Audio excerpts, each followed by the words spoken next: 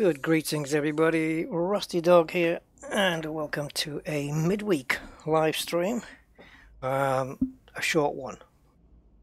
At least it's planned to be a short one. It never turns out that way, but hopefully this time it will.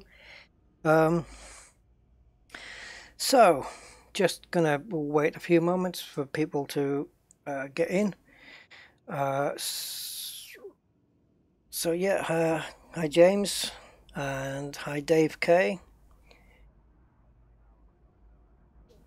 So yeah, on this one I'm going to be just touching on the Friday's stream, which is going to be about the Bubble Nebula expedition, which a few of us seem to be all read up, ready to go. Been busy getting ships built to make the trip. So it's like a 7,000 light year journey. Some of you may choose to do a one-way trip, and some of you may choose to come back with exploration data. It's up to you guys. As long as you make it there, it's the main thing. So along with that, for those who want to come along, you have to be you're gonna have to be on our Discord group, link in the description, because that's where the details of the meetup point is going to be. There's going to be 3 points. There's going to be the initial meetup point.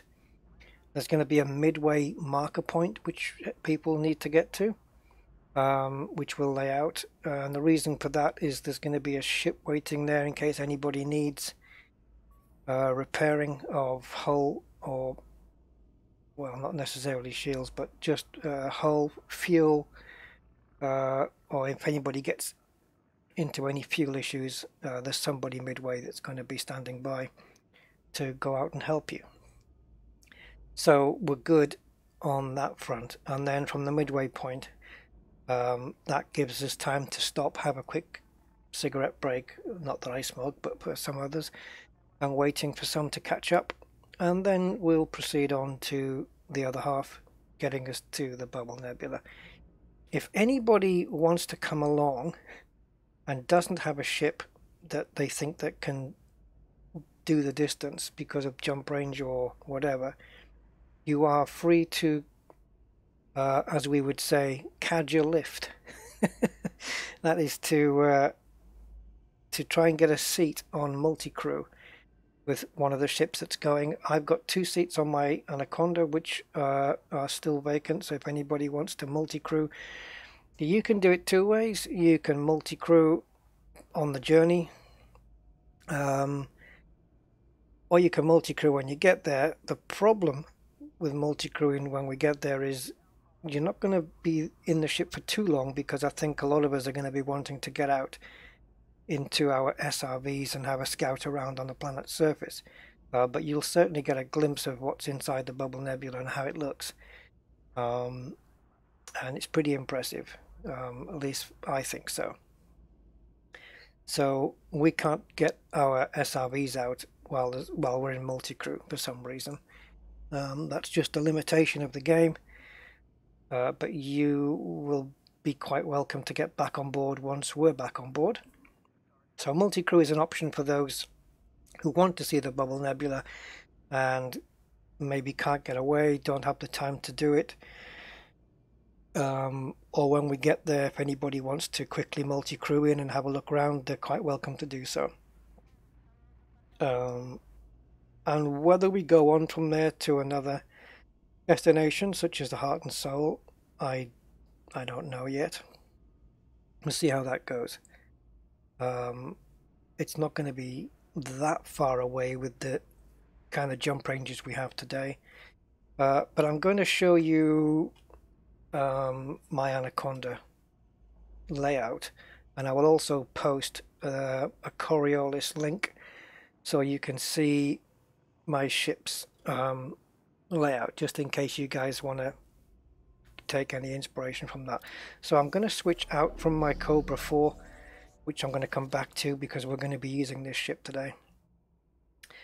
And I'm going to go and pick up my Anaconda. In fact, I don't need to do that. Yeah, I do. Yes, I do. I was going to say I'll just send you the link in the chat, but I'll actually bring the ship up. So as for the link, I'm going to post that into the chat now. Let me just write that in. I will get to the chat. Oh yeah, bring extra sandwiches, definitely.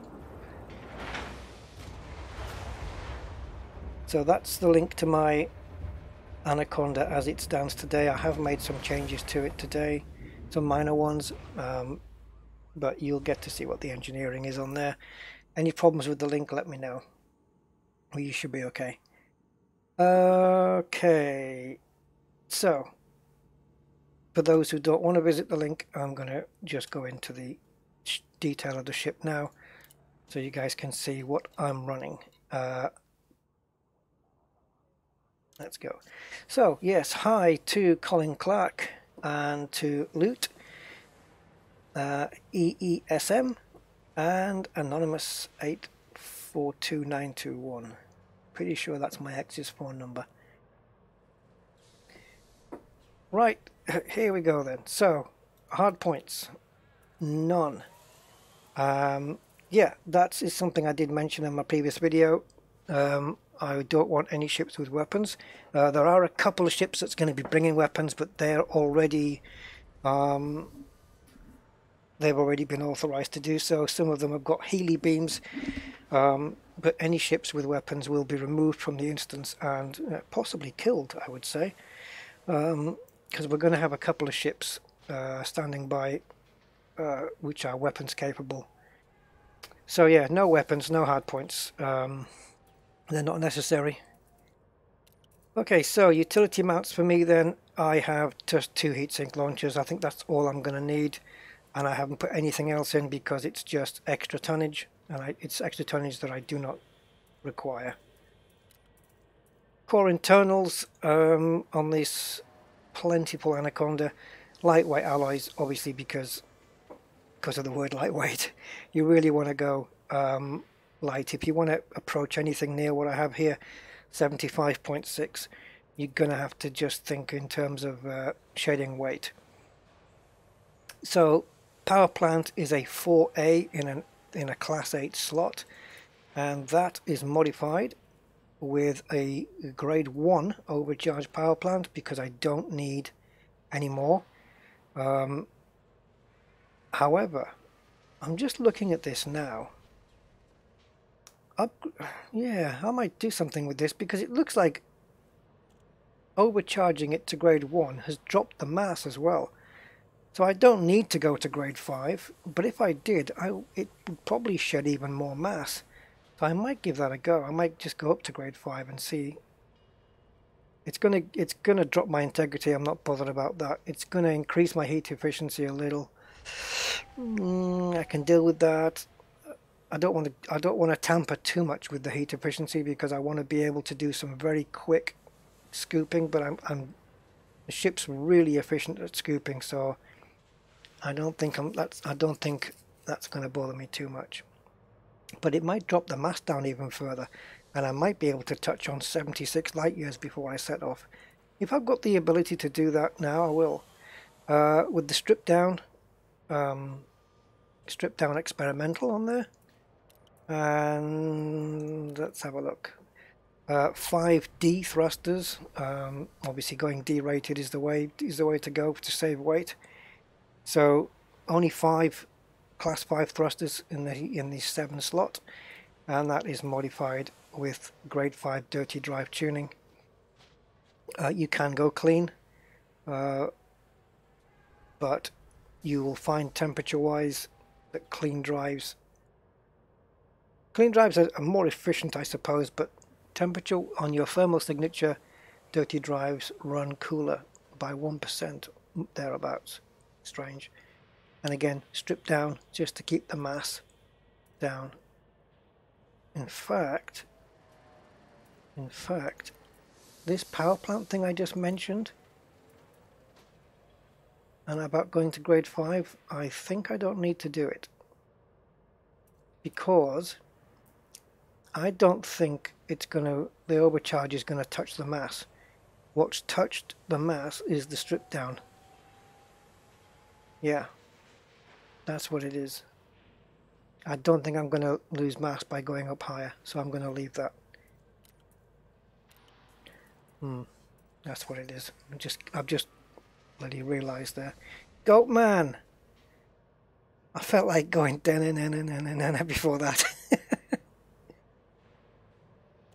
Why is that upsetting, EESM?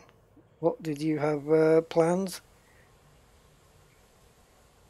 No, I'm not taking any chances, but yeah, we do have security, but we're going to be meeting outside the bubble to begin with. It's not depressing, not at all. It's being cautious. Yeah, we're going to have a couple of ships there ready.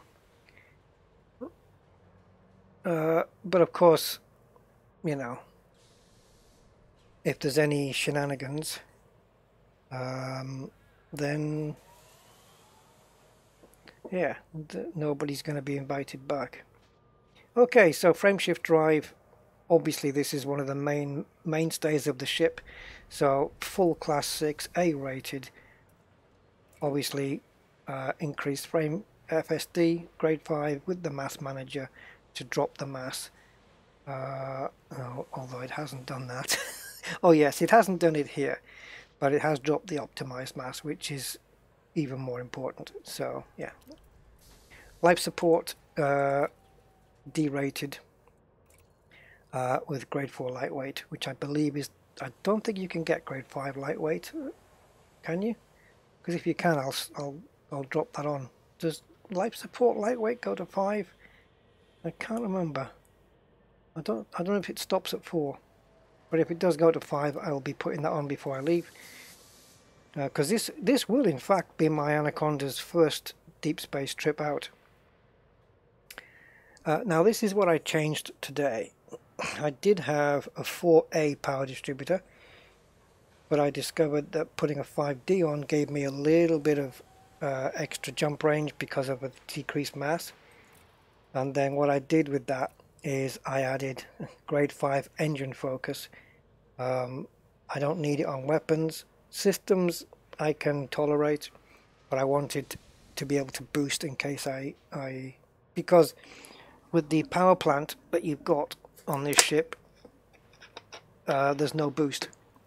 With this power distributor, without engineering, it cannot boost. So, with this engineering of the engine focus plus the cluster capacitors, which adds extra capacitance in all three, I'm able to double boost before it tells me I've got no more in the capacitor, which is good because with the 4As I was only able to boost once before I had to wait. Now I can do it twice, so that's kind of handy. Sensors shouldn't be a surprise that they're derated with lightweight. I could probably knock that down to a 7D or a 6D, but actually let me have a look. I'm quite happy with having a maximum sensor range, really. Actually, no, you can't. It's 8. You're stuck on 8. That's why I've left it on 8 then. Fuel tank is stock.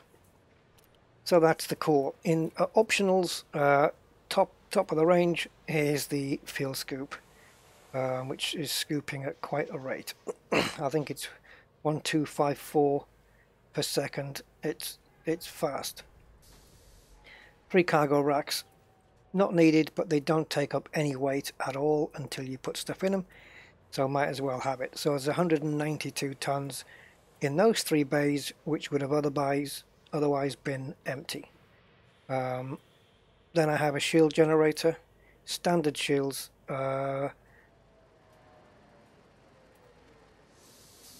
modification. I'm just thinking about them. I've got enhanced low power. Okay, that's what's on those. And I'm just wondering whether biweaves might have been an option there. The mass of this is 5.7. I'm just going to have a quick look at the biweaves. Now you see the mass is 20, so the biweaves, at least in the class 5s, would not have been an option at all. So yeah, standard shields and enhanced low power, which has taken the mass from the standard 8 tons, which is quite, the biweaves were 20, these were 8, and that's been dropped down to 5.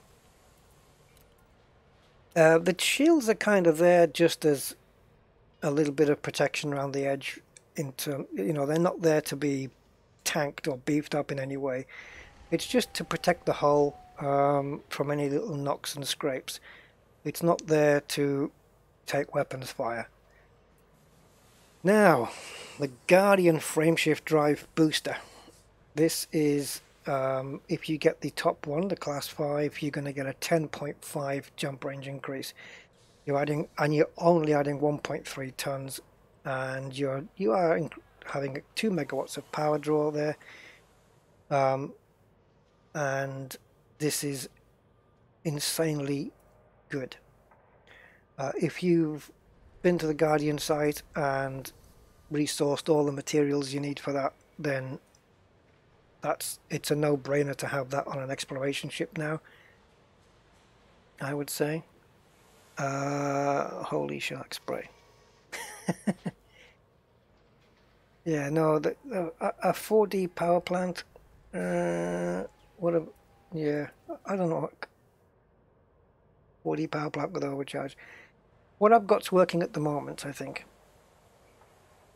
Am I having issues with players sniping me? No, I don't, but I'm not taking any chances. Because I know it can happen. If it happens, it happens. You know, just quickly reset and back out there. It won't take me long. But, yeah, we're just going to not take any chances, and we're going to have, you know, and if anybody does try, it's just a case of combat logging out. I got no issues with combat logging when in those situations. But, you know, you've got to be on my Discord if you want to go, and B, you've got to be in my group. So I've got to kind of know you, and anybody who's not recognized in the instance will be kicked. So I'm not going to tolerate any BS. I can't give you any thoughts on the HOTAS barbitten because I don't use one, and I'm left-handed, so they're not compatible. And hi Gwen, how are you doing? Commander Andoxar, hi.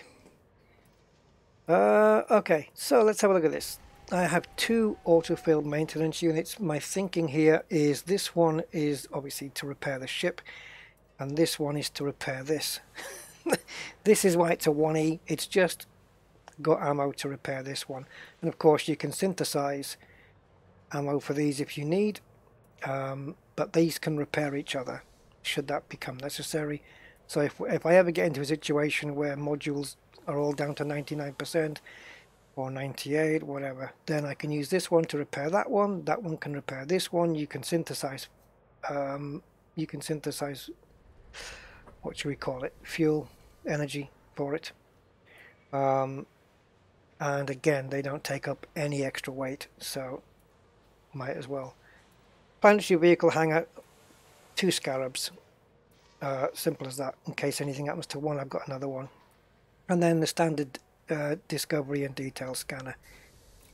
The detail scanner is modified with long range, only grade 1, but I may do something with that before, if I've got the materials, I might do something with that before I go.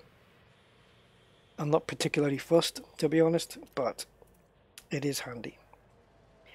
Military compartment is not being used because I believe everything that goes in there, like hull reinforcements, module reinforcements, and shield cell banks, all take up extra mass. So I ain't having any. And that's it. That's the ship. The result of that is that I have 734.2 tons, which is not bad for a ship of this size. my top speeds and boost speeds are there. I'm well within my power limits, and I've got a 75.6 jump range. So I think I'm doing okay. And from here, if I plot my course to the Bubble Nebula, which the destination is this one, Bubble Sector LXT B31, that's going to be the destination. And I just plot that.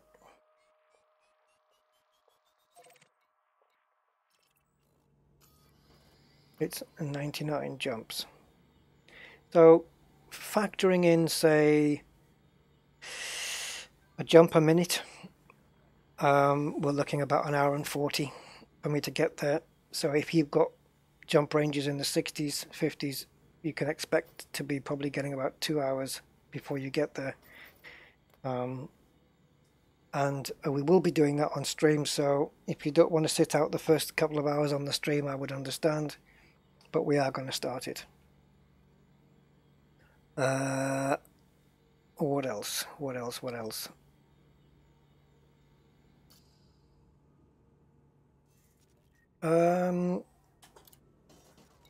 There was something. Yeah, my livery, standard chrome on the ship, scarabs, for what this is worth. Oh god, I don't want to see it down there. Yeah, I've got a nice momentum red on this one, which I think looks pretty slick, with the red detailing, red weapons. I think that looks quite nice, actually. I normally don't go for a red, but I thought that looked pretty slick. And on the other one, we're just going with that chrome look, which I think looks very, very nice. And a white weapons to go with it. And Greetings, Commander. This is Verity, your cockpit voice assistant. I'm going back to Verity on this one. Does that change it for all of them? No, it's not. It's individual. Ah. Okay. So you can have different voice overs for each of the 3 things. Oh yeah, there you go. Yeah, sticking with Verity for this one. And that is it. That's what I'm taking with me. Right, so I was going to bring a fighter.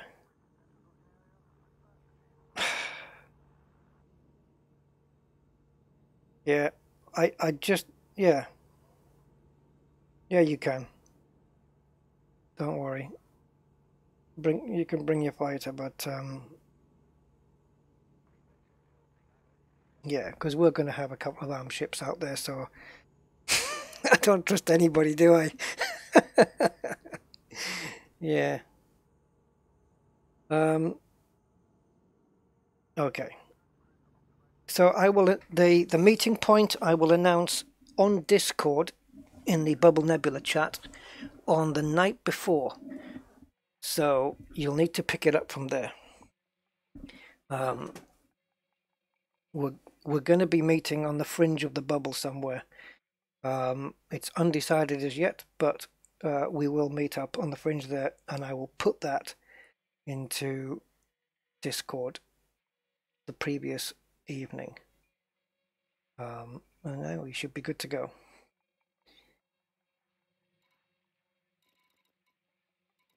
Datamined awake exceptions. Let me just have a quick look here.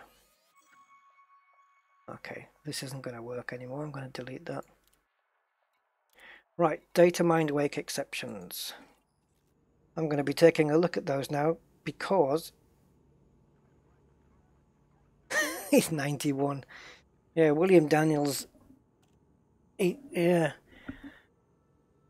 be pretty good for a voice, actually.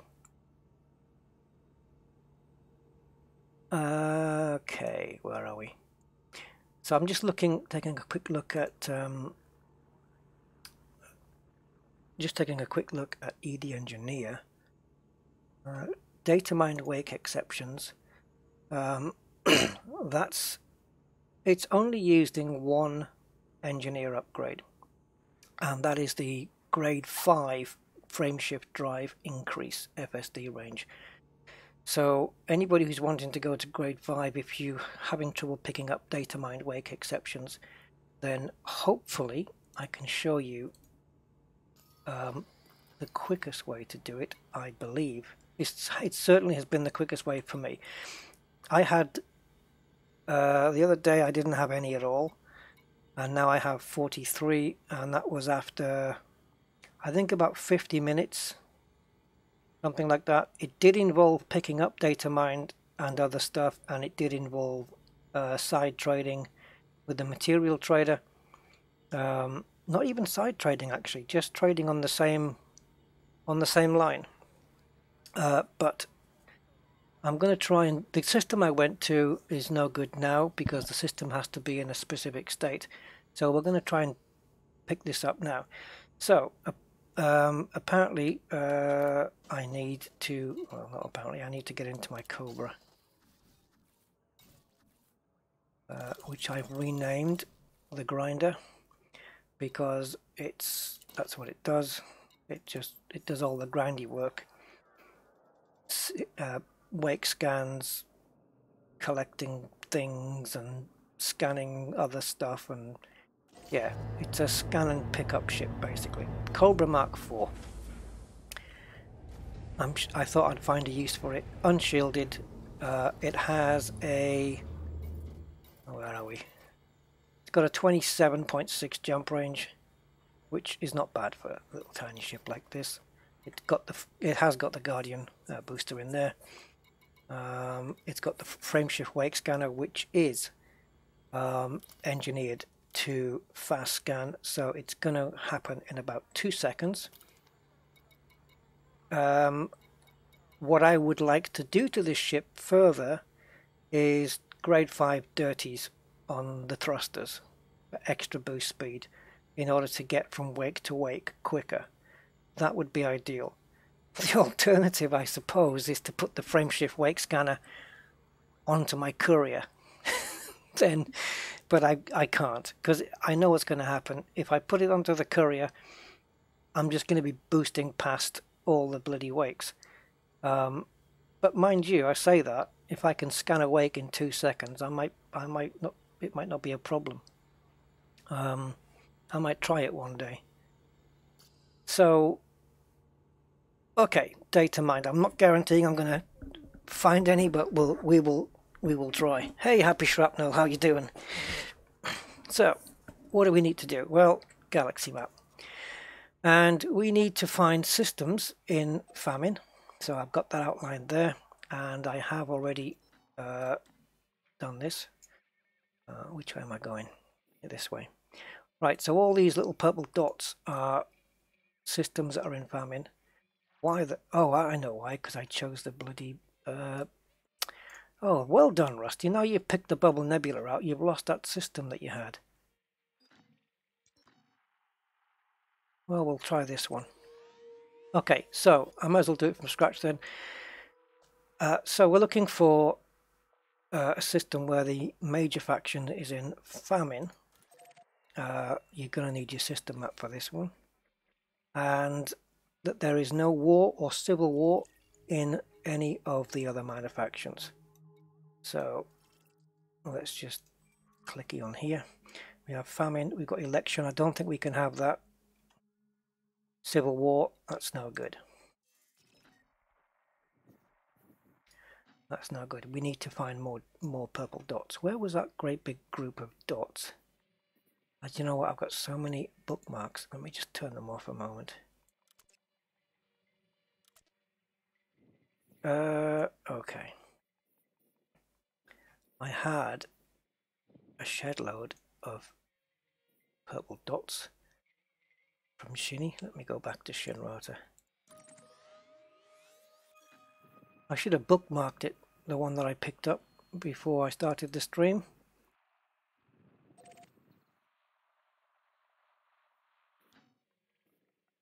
Okay, let's have a look. I'll know it when I see it. It wasn't that one, and I don't have a system map for it anyway. That one, it's possible it was that one. BD21. Yeah, it was this one. So we've only got these 3 stars. And if we just click on this, we have the major faction is famine. Then we have famine, none, none, none, outbreak, and none. So no elections, no civil wars, and no wars. So we're going to try this place.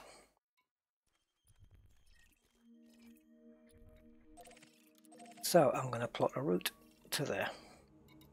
Now, because it's in famine, there will be, or should be, things in there called distribution centers. And that is what we want. Distribution centers, I'm guessing, are going to be ships that have gone there to distribute food to cope with the famine. That's what I'm guessing. So we're going to take out the little Cobra and take a look. It was really worthwhile, I think, for me getting the fast wake scan, the 2-second scan. It was it's just made life quicker because I can jump from wake to wake, because in the distribution centers there's 2 or 3 ships coming in and out all the time, and sometimes it can keep you a little bit busy. It's nothing overwhelming, so not to worry about that. Maze Pilot, yeah, greetings.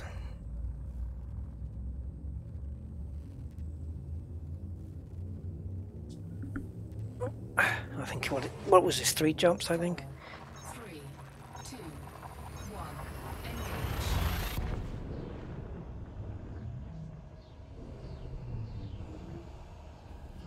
So yeah, I'm hoping that when we do the expedition, it's people who've not been to the Bubble Nebula before. I hope you guys that haven't been coming along will get a nice kick out of it, because I found it, and it's one of my favorite nebulas, I think. It would have been my favorite nebula to go to, would have been Vale Nebula West, but there's not quite a system inside that nebula. There's a system on the fringes of it which you can go to, but there's not one that's right inside, so you don't get the absolute full effect. But Vale Nebula West is an amazing, and Frontier have created it properly. It's not one of those generic templates that they use, which is either the purple lungs or the brown splat, as I call them. That's pretty much 90% of the nebulas in the game. Whoa, double star there. Fuel scooping. I've even got room for a fuel scoop on this thing. Not sure how much cargo I've got on this. 52, yeah. I'm trying to think what else I've got on this ship. Yeah, so I am weaponized. I don't know what the hell that's there for. There we go. Yeah, so I am weaponized. So I've got collector limpets, which I don't have any in stock at the moment, so I won't be picking anything up. Advanced discovery, and the frameshift wake scanner. I did have the cargo scanner on this as well, not necessarily for pirating, not with this thing, but I did load it up with a load of scanners at one point. But the cargo scanner is largely pointless unless you're going to be pirating, I would say. Can I convince you? I'll tell you what, Loot. If you go onto my YouTube channel and do a search amongst my videos and just type in Bubble, I think there's about 3 videos of my last trip there. If you don't want the spoiler, then don't go there. Don't look at it. But if you do watch it, I would just say watch those videos and bear in mind that they were 2 years old, and since then Frontier have updated the detail of the terrain on planets since then, so it's bound to look even better. I'm expecting it to look better again once once the update 4, the big update 4's come out, because on that one we're going to be getting better lighting and shading in space, so I'm expecting it to look better again, and I think I will be planning another trip out to the Bubble Nebula, either at the end of the year or beginning of next year. I can say that today, but whether that happens to be the case, I don't know. Alright, so let's see if there's any distribution centers here. I don't know whether I need to be, it doesn't look promising, I just don't know whether I need to be within 1000 light seconds of a system. Maybe James knows. But we'll head towards this anyway. It is far away, but it's actually not that far away compared to, say, like Sagittarius A. It's only like 7,000 light years. Yeah. It depends on your jump range. I think a lot of people are taking Condors, but Aspect Explorers are also brilliant little things to bring along. I think there's a couple of people bringing Diamondbacks. I think it's worth the trip, let's put it that way. Well, if you've done Sagittarius A, the Bubble Nebula is going to be a breeze.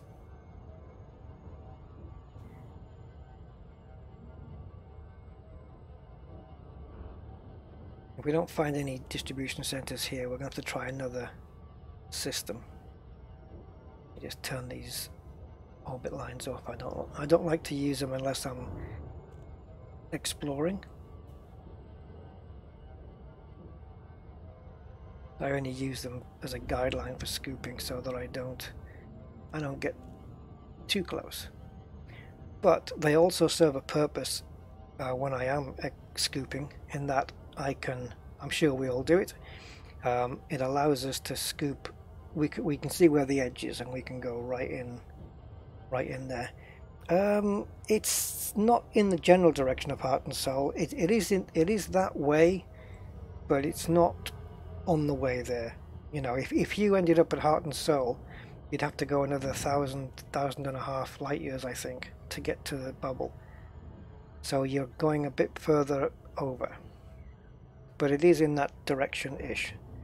Aaron Fleet, greetings, sir. Welcome to the stream.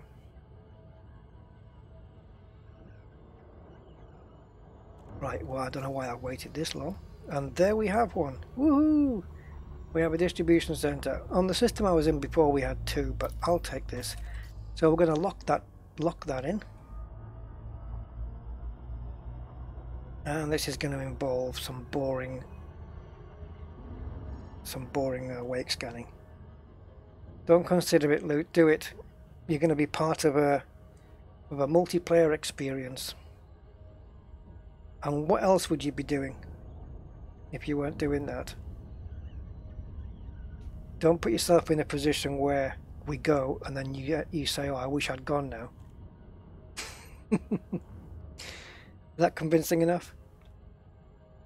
Right, so here we are. We have a distribution center in this famine system. Again, you have to make sure that with the minor factions there is no civil war, no war, and no election. It has to be famine for the major faction, and then none or boom for the others. Or I guess that other one that I found was okay. So here we have a distribution center, which is essentially 3 Type 9s, which are distribution ships. Why we have a shed load of nav beacons, I'll never know. So here comes our first lot. We got 3 ships coming in. So I'm just going to tag one of them because while they come in, don't waste a moment, we can scan the ships for possible data. What the hell's he doing flying into me? Frameshift charge detected. Okay, he's about to disappear now. So I'm going to switch over to my wake scanner. See, normally what I'd like to do is scan the ships on the way in, see if I can pick up any data, and then when they jump out. Now here we go, this is going to be a quick scan, I think.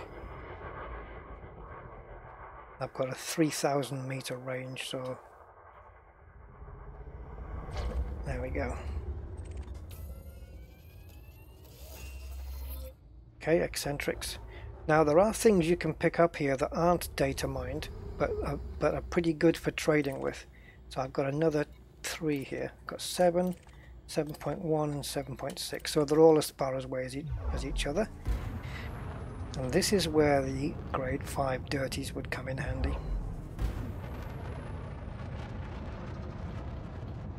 Normally the wake scanner I've got on has got a 4 kilometer range, but because I've added the fast scan, it's dropped it down to 3.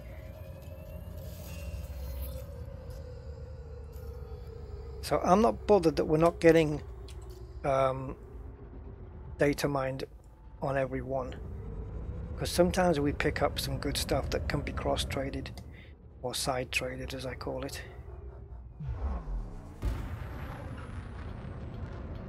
But you're going to be kept busy with wakes here. There's 3 already. Data mined wake exceptions. We just picked up 3. And as you can see, we are being kept quite busy.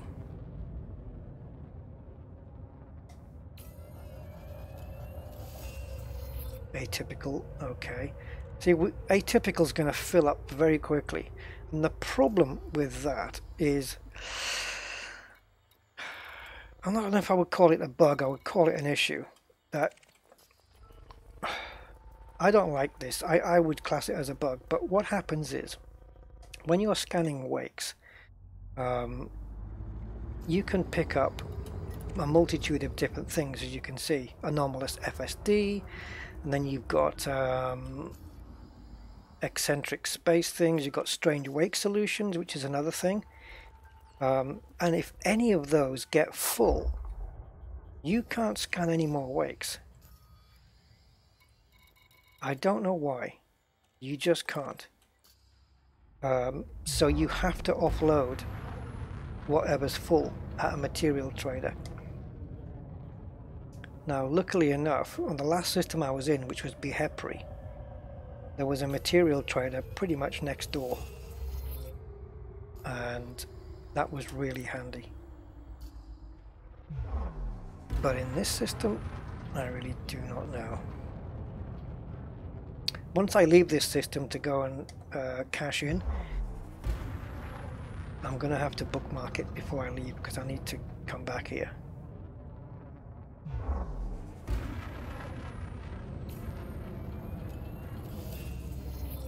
So I'm not bothered, like I said, I'm not bothered I'm not picking up data mines every time, because I'm filling up on other things. And some of these things, like anomalous and eccentrics, when you go to the material trader, they're on the same row as the data mines, so you can trade up. The rate is terrible, but at least you can trade up a few more. These atypicals are very popular. Okay. So you don't have to have a long range scanner. You can choose, a fast scanner. You can choose a long range, so you can just pick them off from one spot. I'm kind of okay with this method for the moment. The fast scan, I quite like the fact it does it really, really quickly. Okay, so right now there's nothing else here. All the ships have left. The 3 Type 9s will stay. And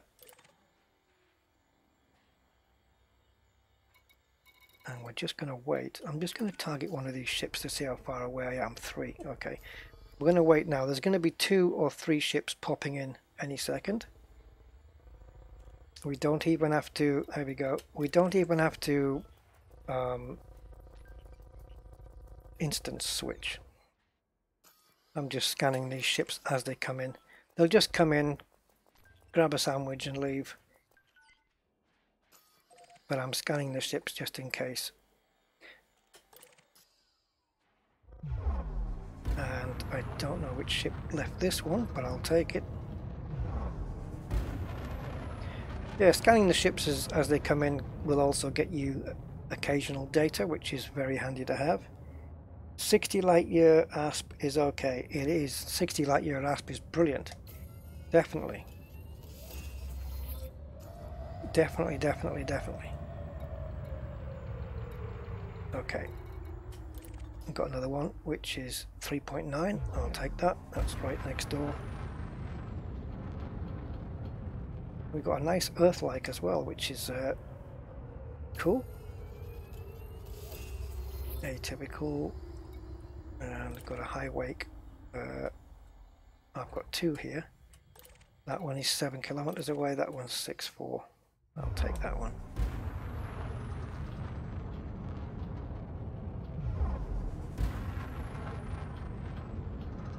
I'm not sure, but I can't be sure on this ship, but I think my distributor is engine focused in order to give me the multiple boosting. There we go, Datamined and Atypical, so that's 6 I've picked up in that shorter time, which is not bad considering if you were shopping anywhere else for them. To pick up 6 in like 10 minutes, it's pretty good. Plus we're picking up a shed load of other material at the same time, which we'll be trading up for it, or trading down, trading up, whatever. Another wake. So to make this ship more ideal, as I said, dirty drives would be good, or you can swap out for a long-range scanner, so you can pretty much sit by those distribution ships and just scan everything on the spot. I quite like moving around a bit though. And I did once, just once, I picked up a Datamined wake exception from a ship's wake, and the very next wake I scanned, I got another set. That never happens. 2 in a row. To try and get 3 in a row. Hold on, I just need to get closer. My finger's already on the trigger. So as soon as we hit 3,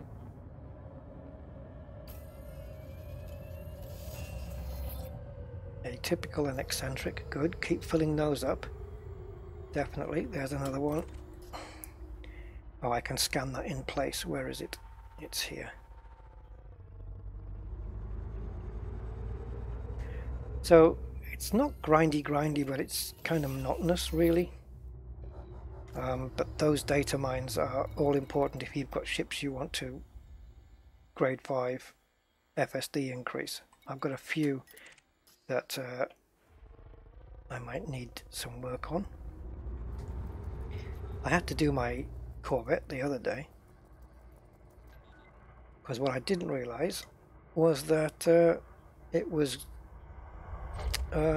did have a grade 5 FSD increase on it already, but it was legacy, left over from the old engineers, and so I wanted to get it up to grade 5 with the new engineers and the mass manager, and I've done that.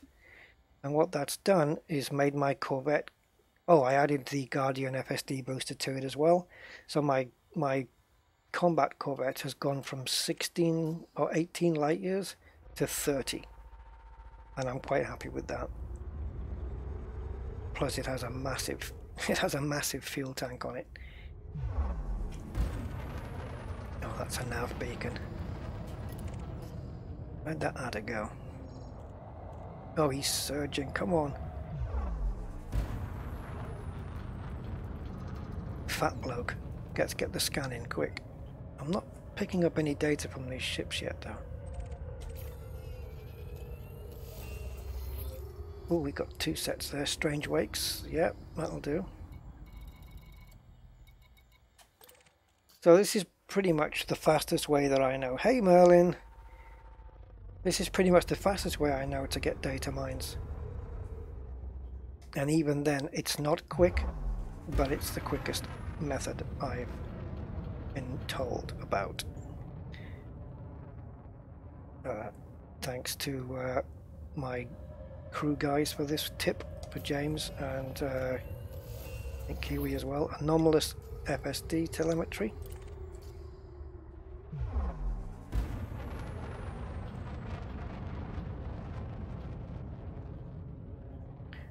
There's those Type 9s, look, and there's lots of ships coming in.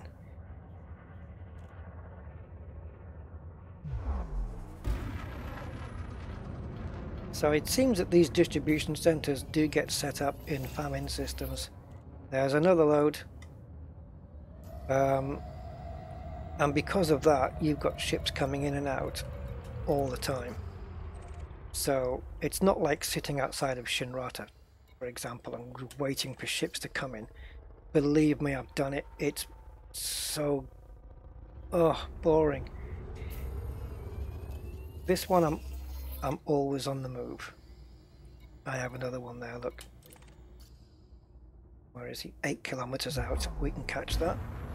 The thing is, a lot of these wakes are freshly made. They just happened, so they're going to stick around. You're not going to miss any. And a little engineered sidewinder would do this.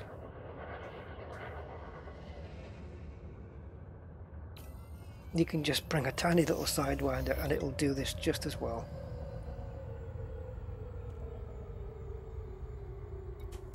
There's another one. Try not to get too far away after I've scanned a wake because I've got to come back. There you go. There's a good shot of the 3 T9s.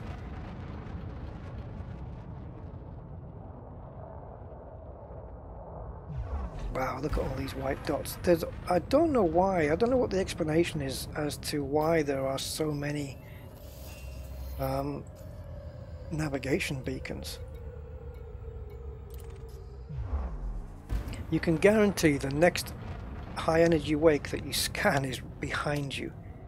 Oh, I don't want the distribution center. There's never another one in front.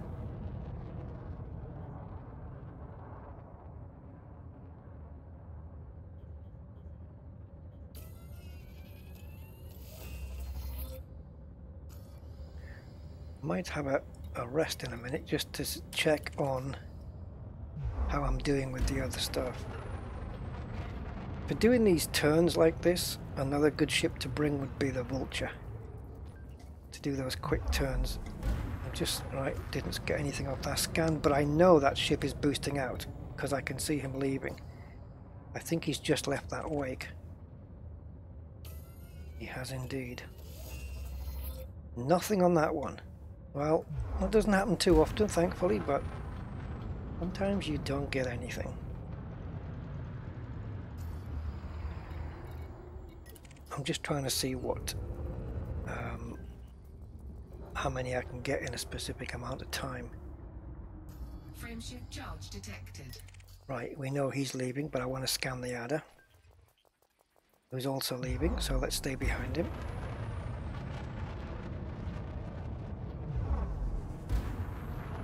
Catch him up. As long as we get within 3 kilometers, we're fine.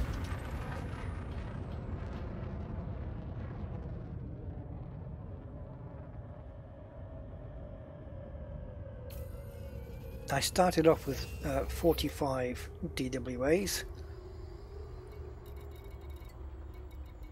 Now I've got a few here, 3, 7 and 7. So I'm going to go for the 3 first because it's one boost away. You don't like your Conda. Look at that, 6 atypicals in one go. Who's next closest? This one, Crichton.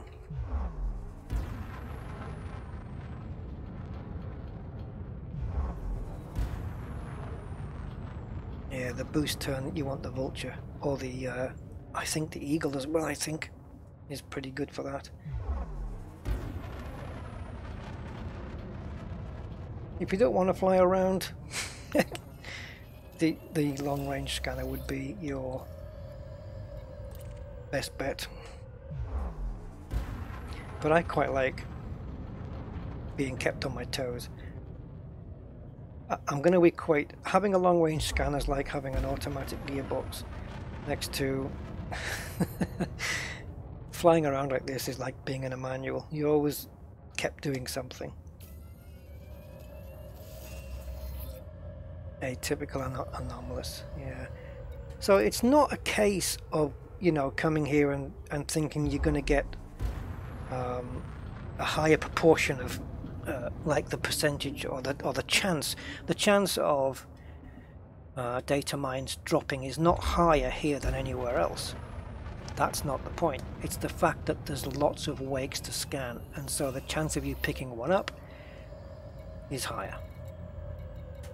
And these ships that are coming in to pick up, I don't know, I guess food, they're here all the time. And that's why when I get close to a wake, I won't fly past it before I'm done scanning. Because I can do it in 2 seconds. Sometimes with the 10-second scan, I've just accidentally boosted, and then I've flown past it and I've had to turn around and do it again. Dirty Drive Guardian booster. That would be nice, wouldn't it? I want a...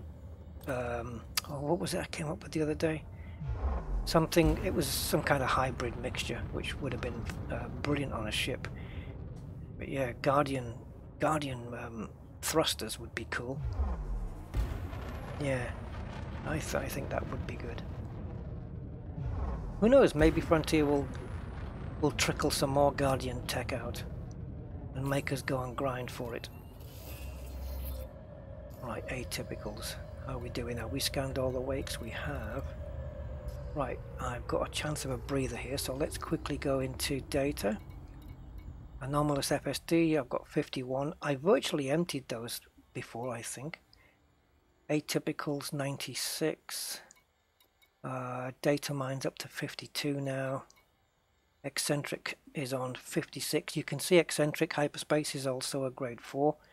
So you can side trade for those at a decent-ish rate. Once that's full up,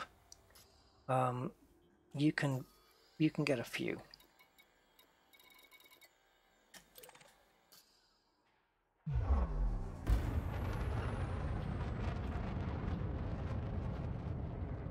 Yeah, I would grind for it too, to be honest. I've grinded for everything else. It is grinded, isn't it? You can't say I've ground. So I'll spend another few minutes in here, and then we'll go and visit a raw material trader. Is it raw? Encoded, sorry. Yeah.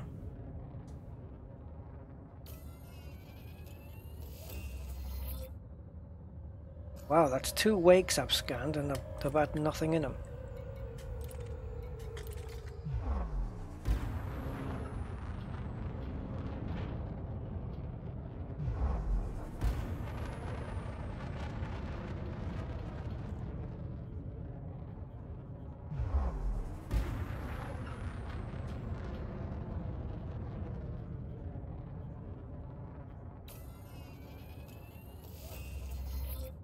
Okay, 3 wakes now. I can't be that I'm full up on something, because it would have told me. 3 wakes and nothing. Let's see what this one dishes out.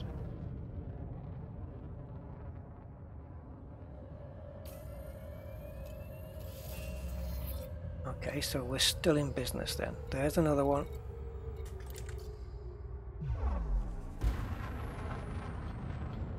So as you can see, if you've ever sat outside of a system scanning wakes, you'll know that this is a much higher rate, the drop rate of wakes.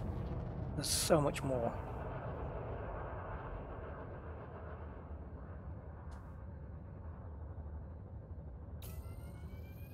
Wow, prismatics. All prismatics are good. I've got them on one ship, as you might know, but it's certainly an acquired taste, prismatics, because they've got downsides. Literally, when they go down, you're screwed.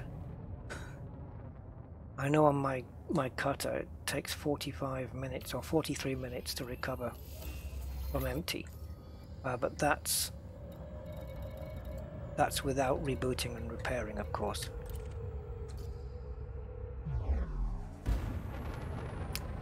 On the other hand, on the plus side though, they are extremely tough once they've been engineered up.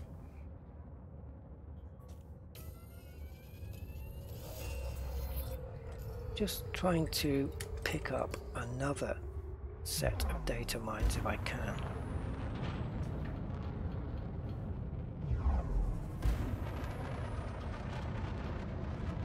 I couldn't have started with 45 then if I've got 52 now. That wouldn't make sense.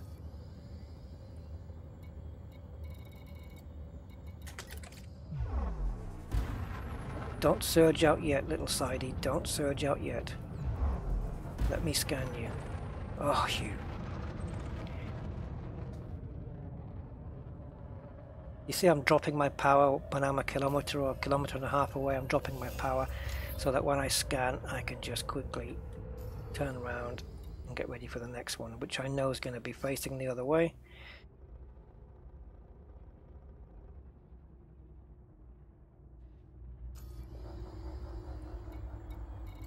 Right, hauler. Frameshift charge detected. Okay, and he's going that way. Again, nothing from the ship. The other day I was now and again, after every, I don't know, maybe 1 in 5, 1 in 6 ships, I was picking up data from them. I've had nothing here.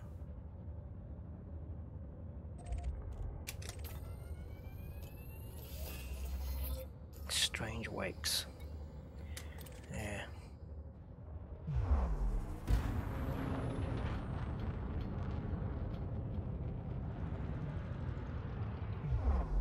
And boost off the power. Hold down the trigger and scan and turn.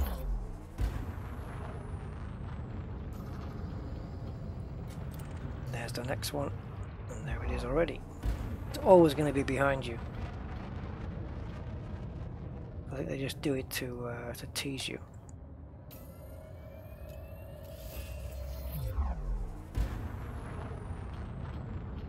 I've picked up 9, haven't I? Because I've picked up 3 data mines since I've been here, and that's obviously the equivalent of 9. So. Frameshift charge detected. Oh, he's coming my way. Oh, hopefully I can scan him. Yeah. Looks like he's going sideways there. Trying to stay on him. Not going to boost, just don't get too close.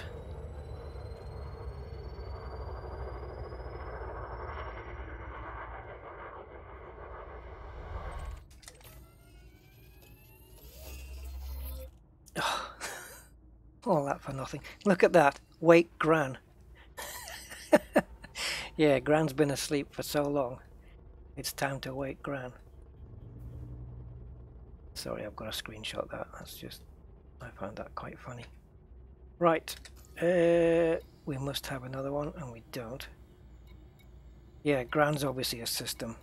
It's not the name of the ship or anything. Oh, these ships are leaving too bloody quickly. Oh!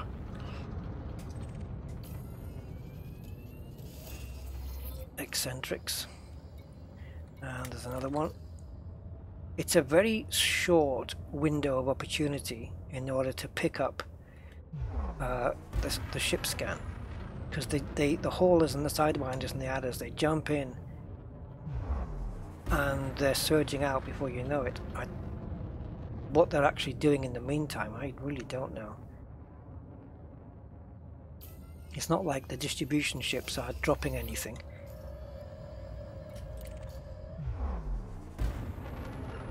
Rick and Ricky.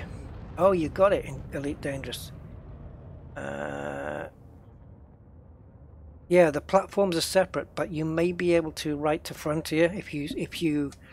I don't know whether they'll answer you in time, but you might be able to write a ticket to Frontier and ask them if they can take your Xbox profile, all your ships and your credits and everything, and pass it onto your PC account. I don't know whether they will. But You don't know till you ask. I mean, I've not heard of such a thing, but it doesn't mean it can't be done or they won't do it. I don't think they'll... I think if you were switching from Xbox to PC permanently, they might do it for you. But if you're running both, they're not going to give you the same account on both systems to run concurrently. Sorry, to run in parallel. I don't think they'll do it that way. Oh, 3 haulers. Come on, come on, come on. Scan him, scan him, scan him, scan him. Nothing. Next.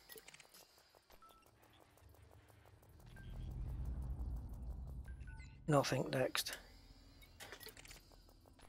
This is terrible. Frameshift charge detected.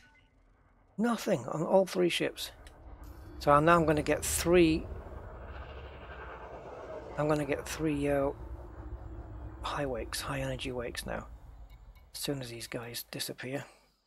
So I'll stay on this guy. I might as well stay on one, and he's already left, I think. That could be one. No, it doesn't look like it is. He's still there.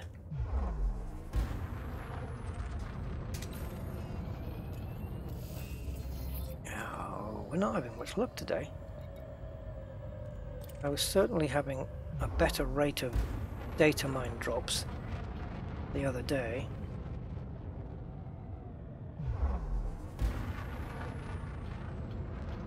But the 9 I've picked up so far would have probably taken me about an hour and a half in Shinny. Didn't need that boost, but hey.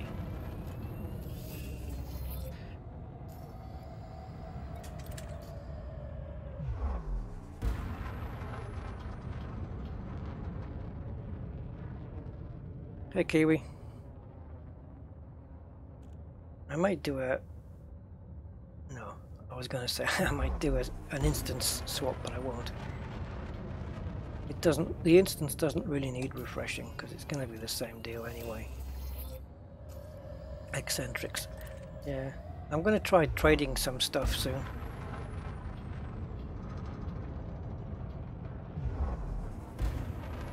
We're not going to be able to pick up too many. We might get 2, 3, 4, 5 more. And what we do is we literally empty the bins of the stuff that we get a load of, like the anomalous FSD, the eccentrics. They're coming in thick and fast. There's another one. So we can just empty the bins of those, because we know if we come back here we're going to get a lot. Now he's already surging. No data from him. What about the other? Oh, he's already gone out, which I think is there. Ooh, just a little way out, little boost in. There we go. There you go. Oh, thanks. Nothing. That is 6. That is 2. I'll take that first then.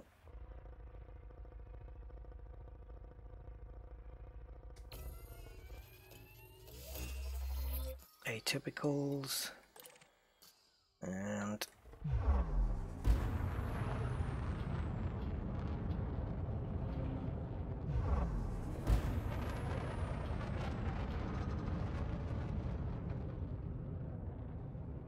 once a year, eh?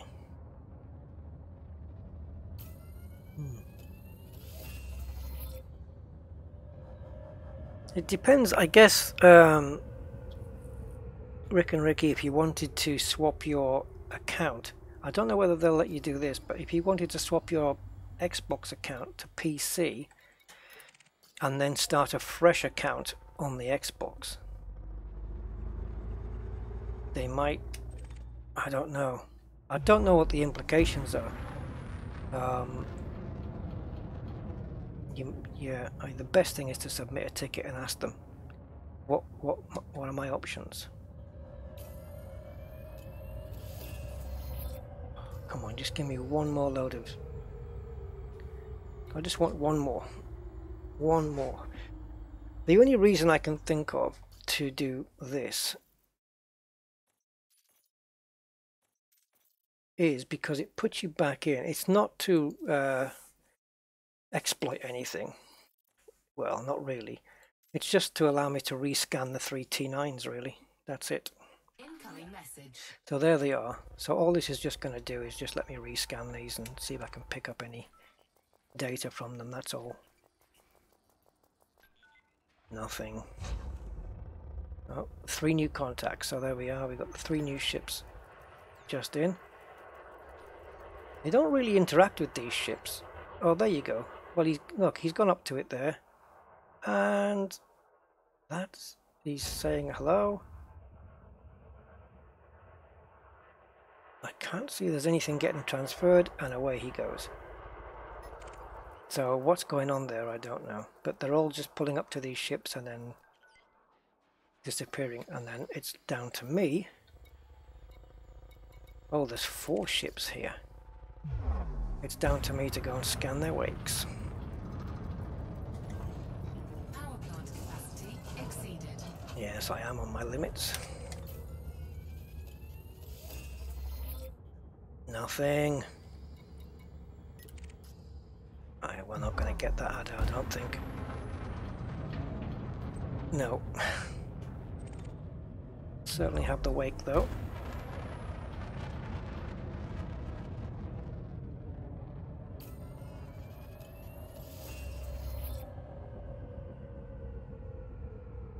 Datamined wakes, we finally got some! Right, okay, this one's really close by. This is what's good about this, is I can scan it before I pass it. Didn't get 2 in a row, never mind. The chance of 3 in a row is like is like getting 3 cherries on a fruit machine.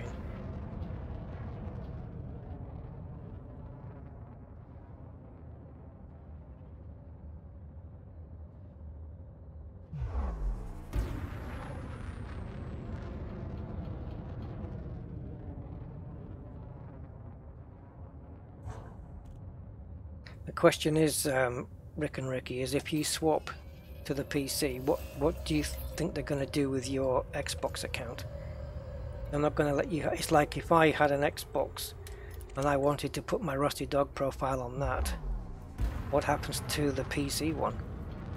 You know, they're not going to let me, because the 2 universes, if you like, are different. I don't think they're going to let you do it.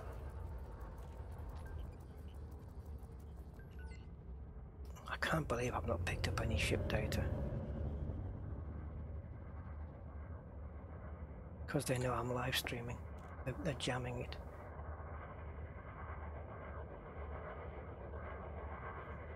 Come on. Oh, we're getting in close now.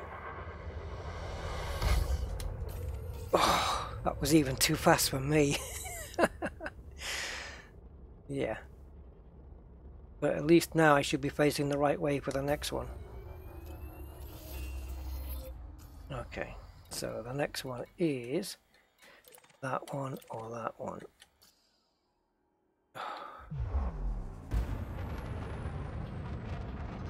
Probably should do the long one first, but I don't think it matters. I'm going to make them all anyway.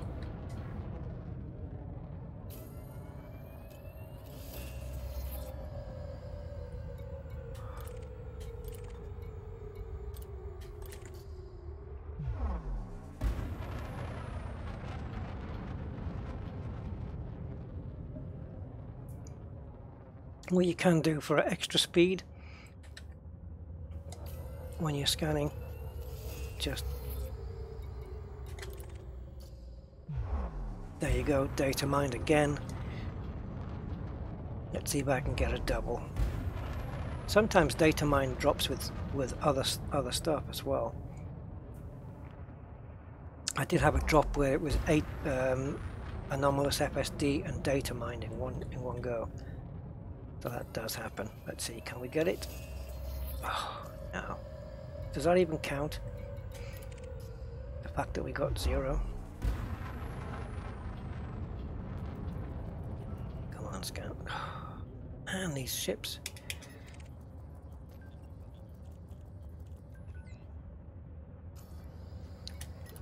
4 adders here.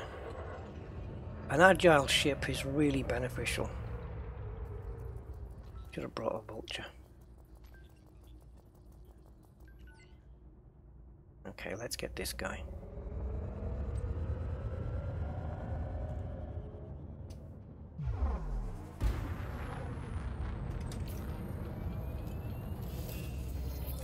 Right, I think once I've scanned these, that's going to be enough. I think we've seen enough of this.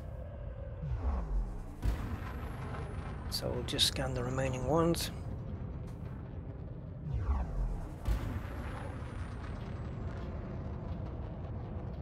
That's probably the furthest one away. Typical.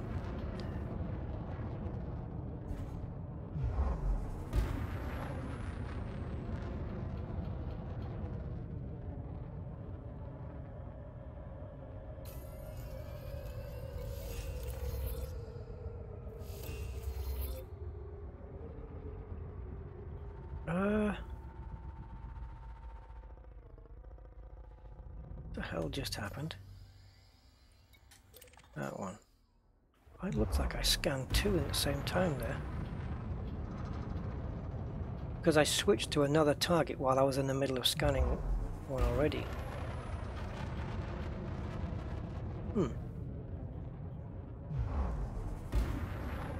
Right then, last one I think. Don't think there's any more around at the moment. No.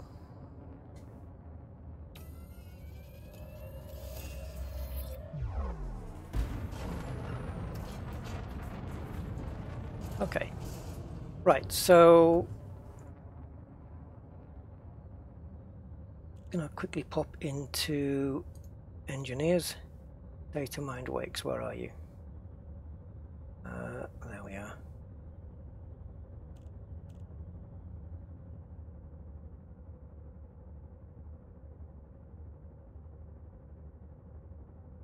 I'm right in thinking these are encoded. This is the encoded guy, right, that does these? Because it ain't raw and it's not manufactured. So it's got to be encoded.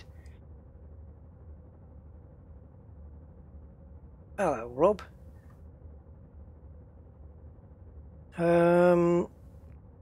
Right, so let's go here and we'll see if we can just top up a few more of them.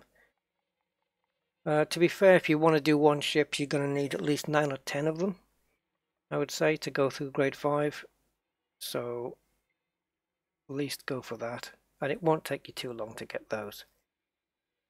Okay, so where are we? We're on services, and I want encoded,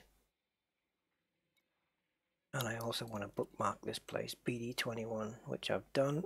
So do we have an encoded close by? And it doesn't look like it.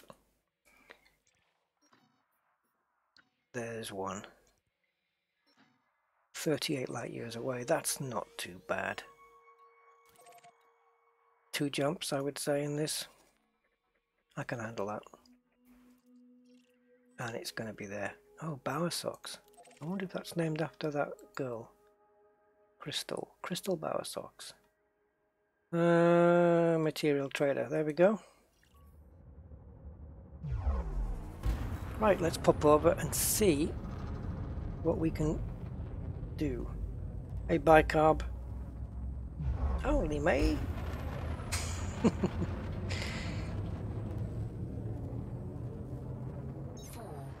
3, 2, 1, engage.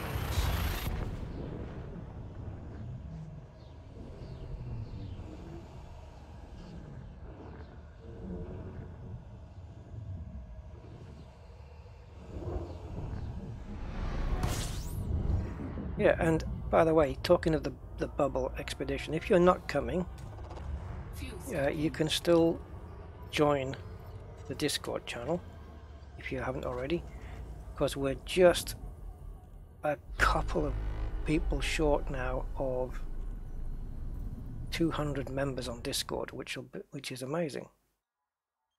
Wow, that's a busy system. Nicotine. Nicotine. You get your cigarettes there, James. Look, nicotine terminal.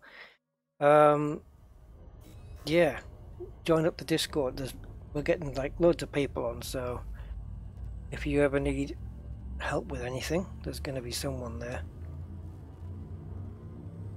Unless they're playing No Man's Sky and World of Warcraft. I can see what all you guys on Discord are playing. Some of the games I've never even heard of. A discount link. Oh, Discord. You want Discord, Tyler? Discord is in the video description. The link's in the video description there. At least it should be. If it's not, I can post a link, but it should be there.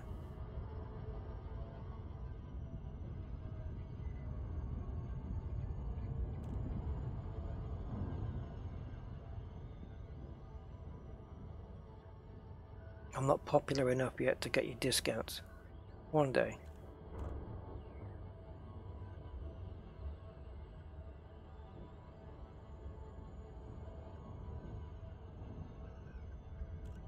Right, so Bower Socks it is. Yeah, I want a discount as well. Like 50% off a HTC Vive.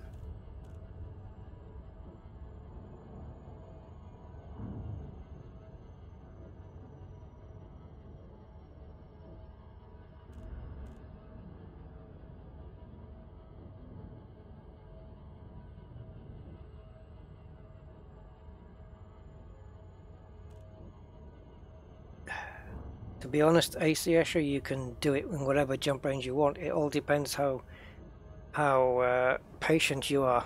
The more jump range, the less jumps. But if you want to keep up with us guys, I think you have to be looking at around 50 minimum. Anything in the high 40s, I guess you could do. But if you want to be arriving at the same time that we are, I mean, we're going to take a break halfway just to let people catch up. But I would aim for around 50, and anything above that is going to be brilliant. So if you can get something in the 60s or the 70s, then great.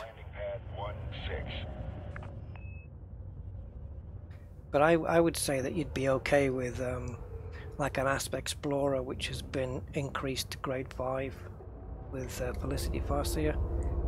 I think that's enough these days. It's going to cost you a lot more jumps though. Ruba! Hello Ruba.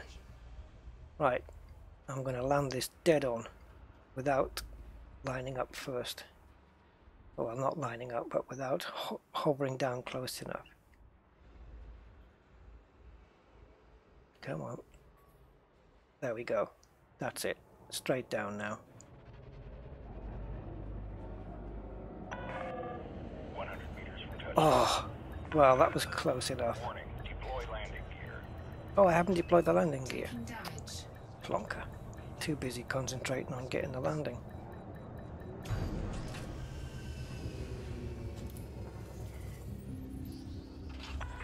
Right, just do a quick repair and refuel. You're all checked in, Commander. And we'll have a look at the material trader. Okay, so I've now got 58. I started the stream with, what was it, 45? Is that possible? 45? No, it's not. If I picked up 12, I think I picked up 12. Yeah, 40, yeah, 46 I must have had then. So I got 58. So we picked up a lot of eccentric hyperspace because they were coming in thick and fast. So be grateful when these drop, because then now I can just click here. Yes, I'm trading 6 to 1, but I just got another 11. And I don't mind only having 5 of these because I know when I go back I can pick up a shed load. Now what I'm going to do here, I don't know whether it's going to be any better, probably not, but I can top up the eccentrics now with these. And then I can top up my data mines with those. And then with these, I can, well, I could just top up these, I suppose, just go straight there.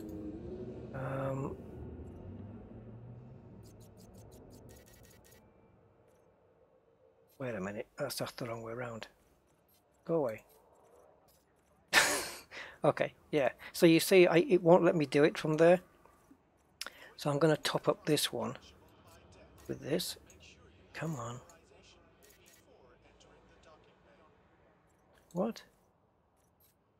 I want strange wakes. There you go. Get it the right way around.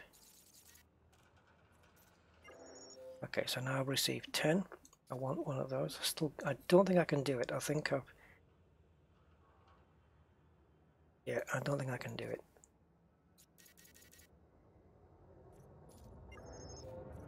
Yeah, I can't. That's it. I'm out. So, what else?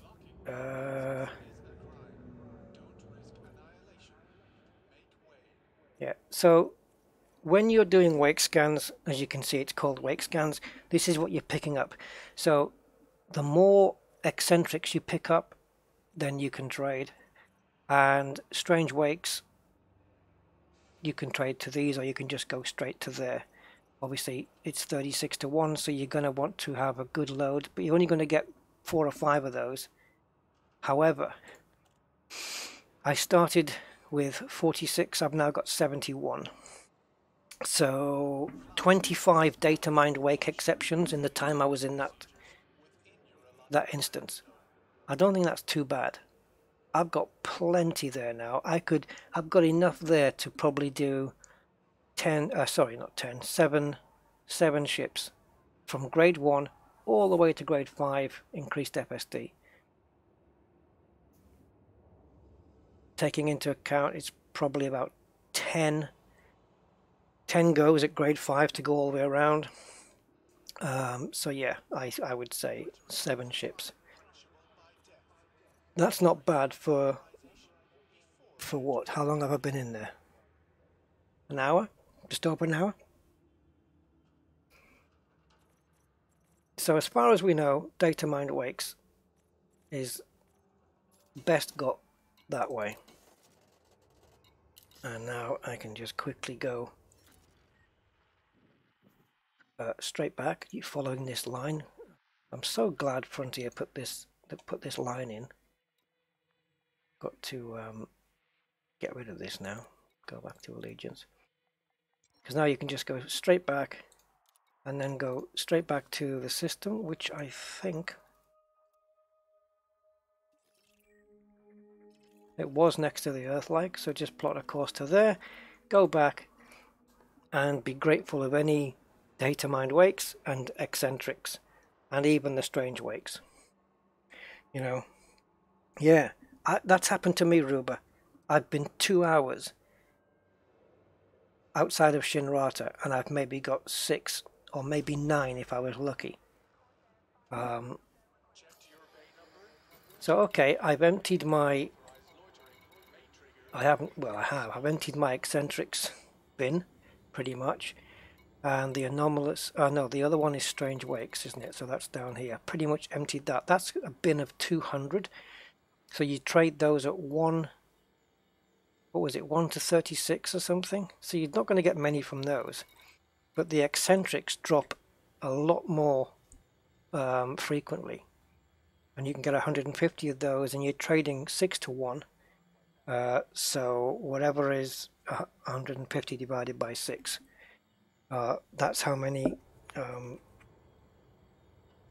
if you fill up your eccentrics, that's how many extra data mines you'll pick up on top of the ones you already picked up.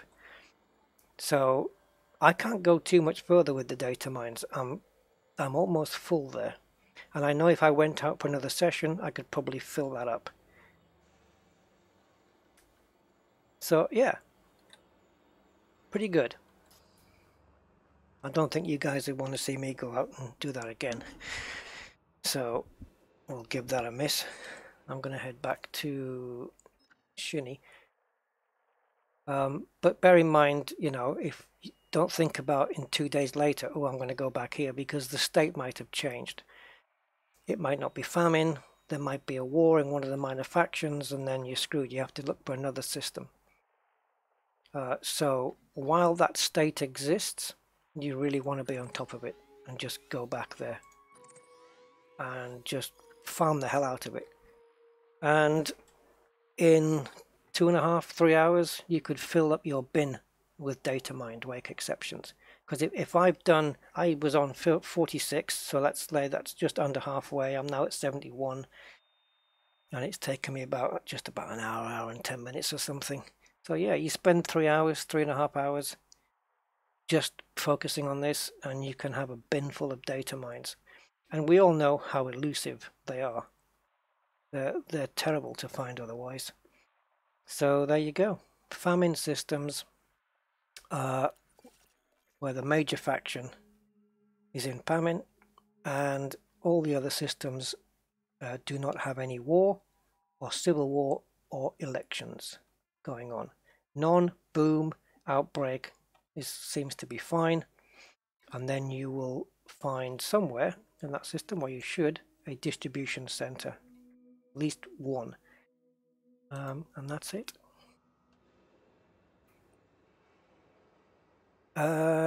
Okay, Rick and Ricky, now that you've reminded me of that, I'm just gonna have a look and see if anyone's okay. So I'll check that on Discord, and let me have a look.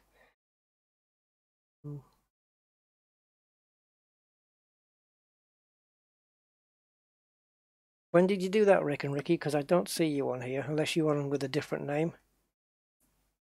Ah, Ruba the Struber's on, so...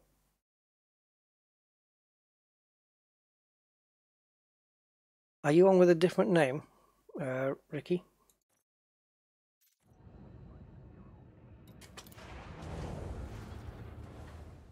Let me make my way back to...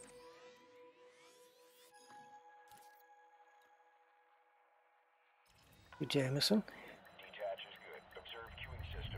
Yeah, we're like, I don't know, we're like 2 or 3 members away from having 200 people in Discord. That's awesome. And I think there's 230 in the private group.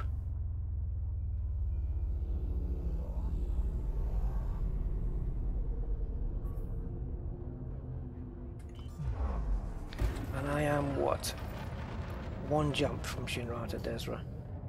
So it's not like I've had a big trip, really. Oh, shame. Okay, I haven't seen you pop up though. Ruba was the last one. You're all clear. Have a safe trip, Commander. I hope you've got my... I hope you've got the right group. Let me just see if I can post the link there. That's a different one. Try that one. That's not the permanent link, but that will be one that will be used for now.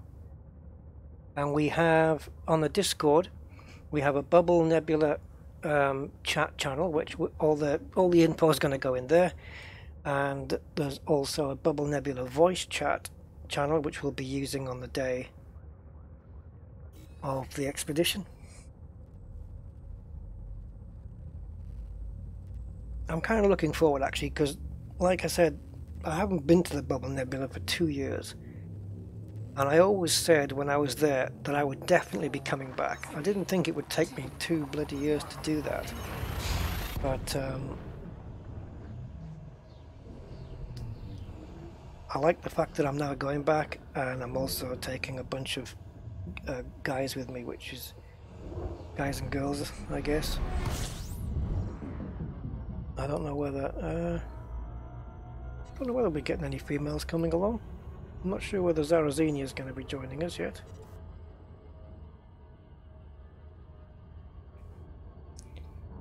I haven't seen Kathina around for a while.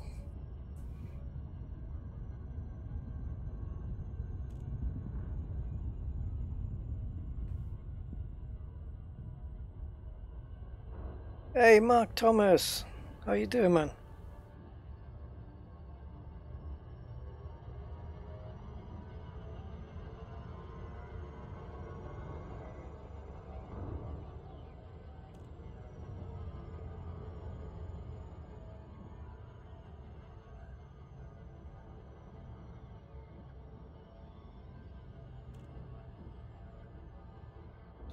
Ooh, a weird itch in my ear roll. Ah, got you now, Rick and Ricky. Got you now. I'll just assign you a pack hound role on the server. There you go. There you go. And if you have a mic, feel free to jump into the voice chats. Yeah, there's a big bunch of friendly guys in there.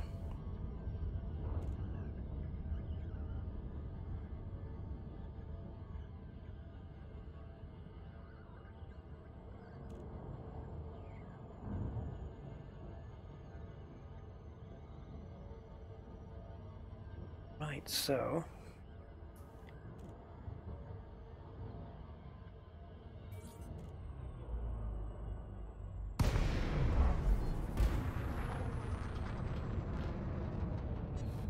just gonna dock this in, and then I'm not quite sure after that.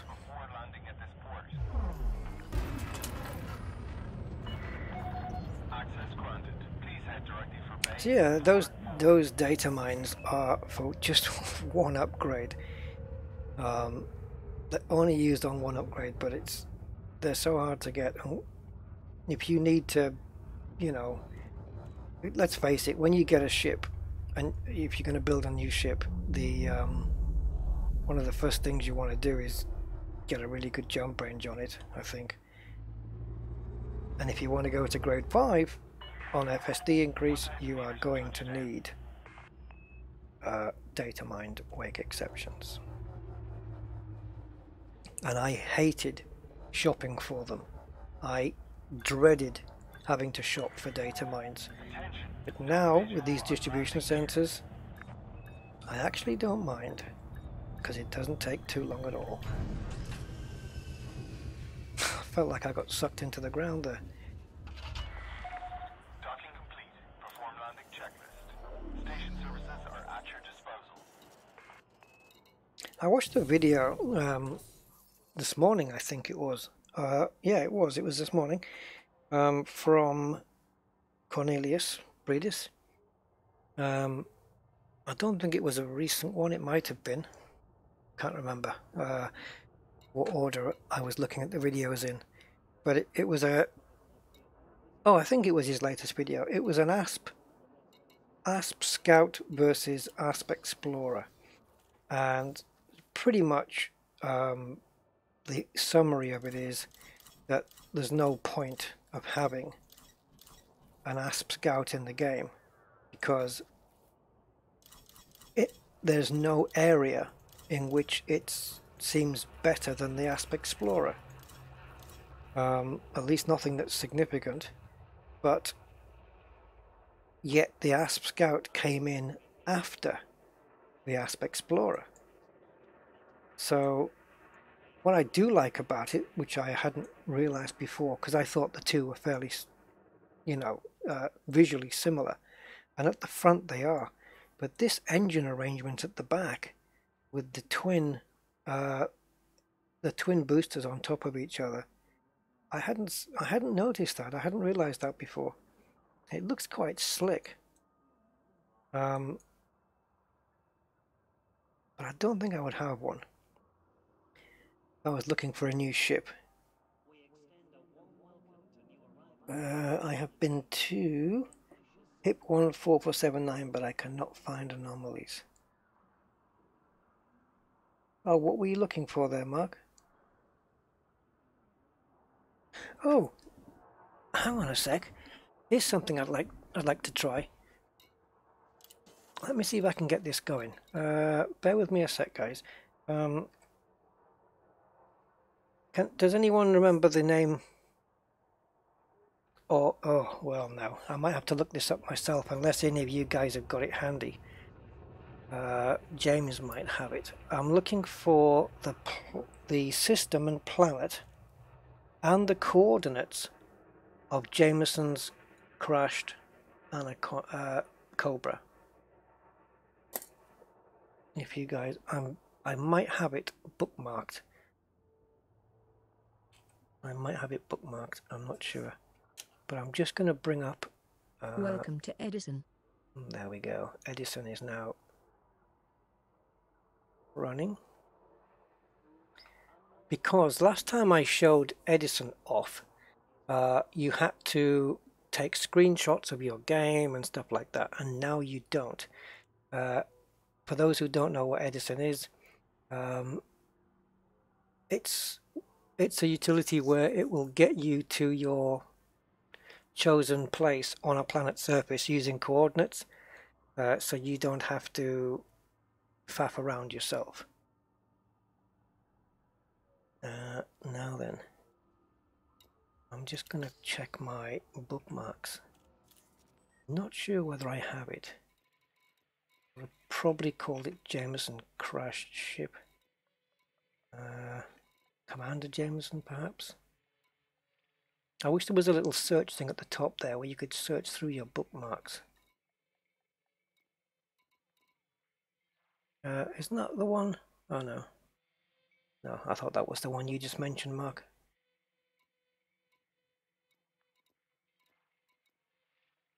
Jameson base, certainly not that one. I'm surprised I didn't bookmark it.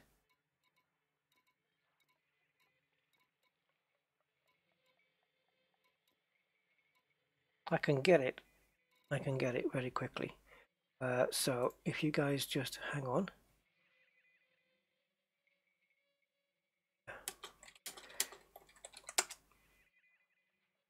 I'm going to see if I can pick this up.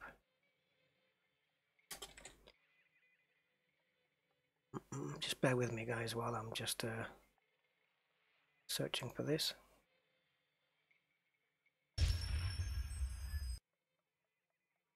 Oops. Browser's taking me to places I don't want to be.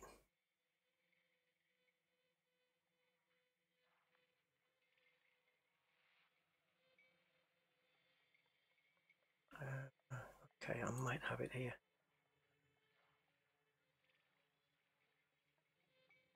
Okay, I've got it. I've got it. Right, so it's HIP 12099. Looks like the Anaconda's going to have to go there. And it's Planet 1B. Now, I probably don't need the coordinates system with Edison because I've already been here, and it might be the case that it's going to show it to me anyway the moment I get there as on my contacts list.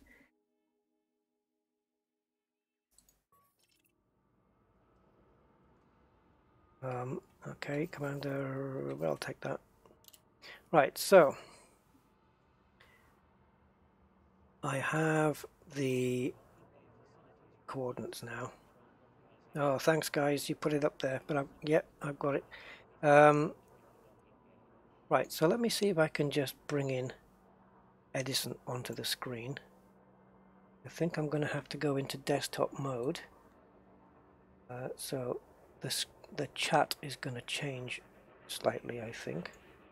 Here we go. Let's just transition that over. There we go. Right, let's see if we can bring this in. Okay. So I'm just going to call this Jameson's crashed ship. The planet is 1B. System is HIP 12099er. And the latitude coordinates are minus 54.365. Longitude, it probably pays to put this in once you're there, 361. The planet radius, well, we're going to have to check this. I'm just going to put this screen back to thing me, and you'll just have to trust that I'm doing this. Second. Okay. So 1B, where are you? Where are you? Where are you? Sorry, I'm in the wrong map. I need to be on the galaxy map. I should have got that the first time around. For some reason it's not letting me type. It does that sometimes. I don't know why. Okay, now we can go into the system map. And we go down here, and the planet radius is 576 kilometers.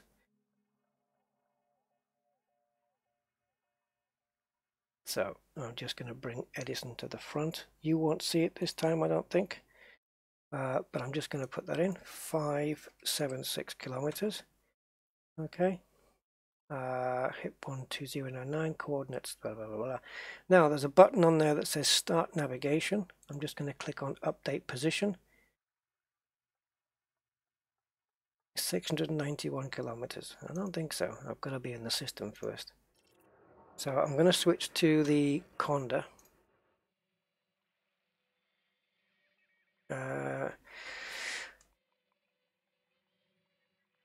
So let me just answer this one. Rick and Ricky. So on Friday, all I have to do is go into my Discord and join your group.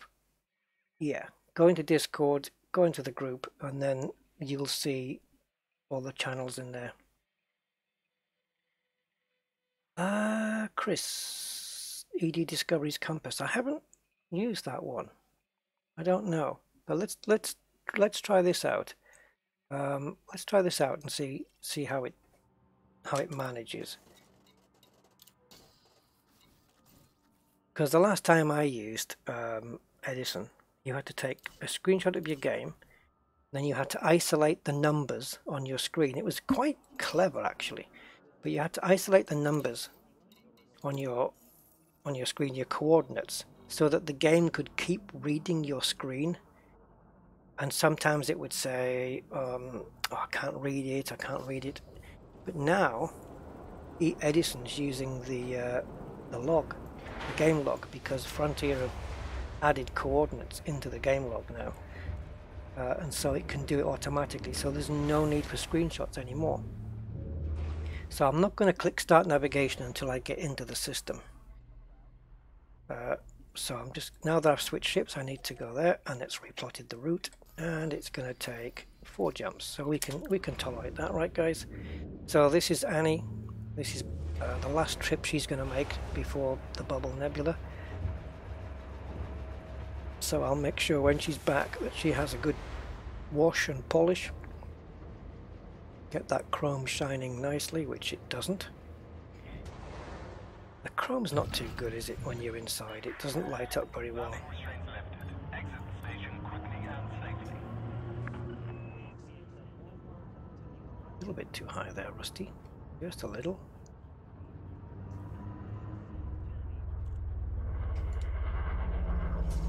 Oh, well, I did think I was going to get through without hitting anything.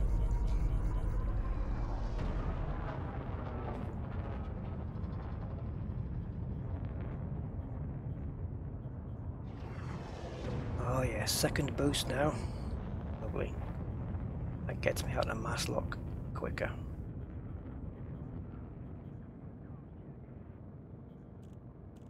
Come on, mass lock.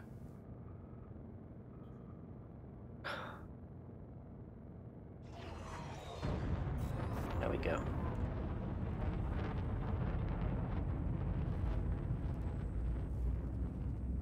Right, so let's have a look. I'm not gonna, if I start the navigation now, she's just gonna start wittering away at me, telling me that I'm 3, 2, billions of light years away.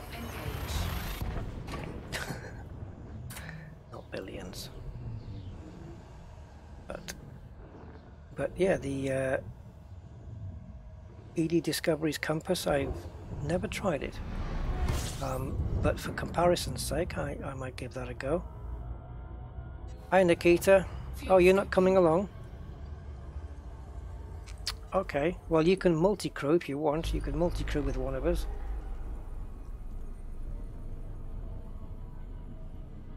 What the hell? A nunikori. A nunikori. A nunikori? Yeah.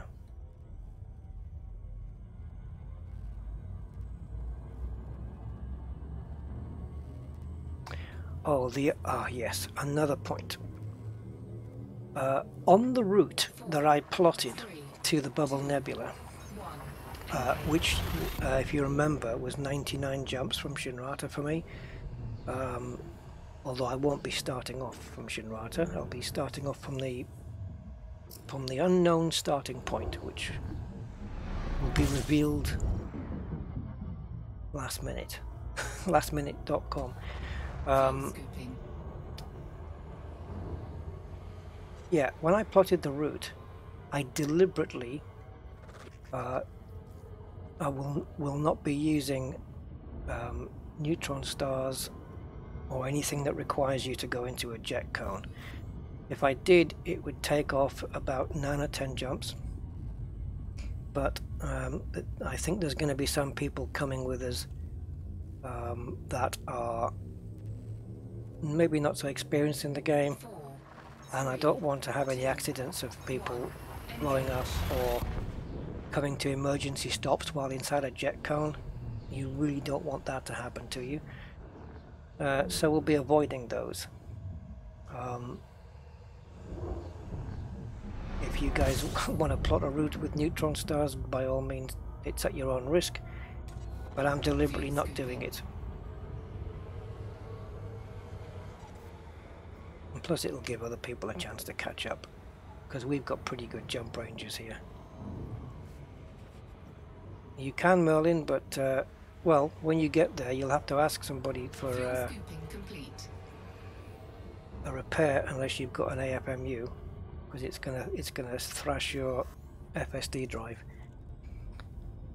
What I don't know though is if you have your FSD drive and a Guardian FSD booster, we know that when we do a supercharge on the boosters with the jet cone, we know that it takes 1% off the FSD every time you do it, the integrity. But what I don't know is, does it take 1% off the booster as well? I don't know. I've never actually tried it. I suppose I could try it, because Jackson's Lighthouse won't be too far away from here. Fuel scooping complete.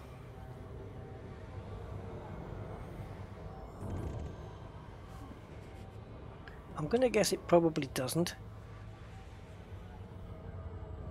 But otherwise it's just another thing to fix. And also I'm assuming that the AFMU doesn't have any problem in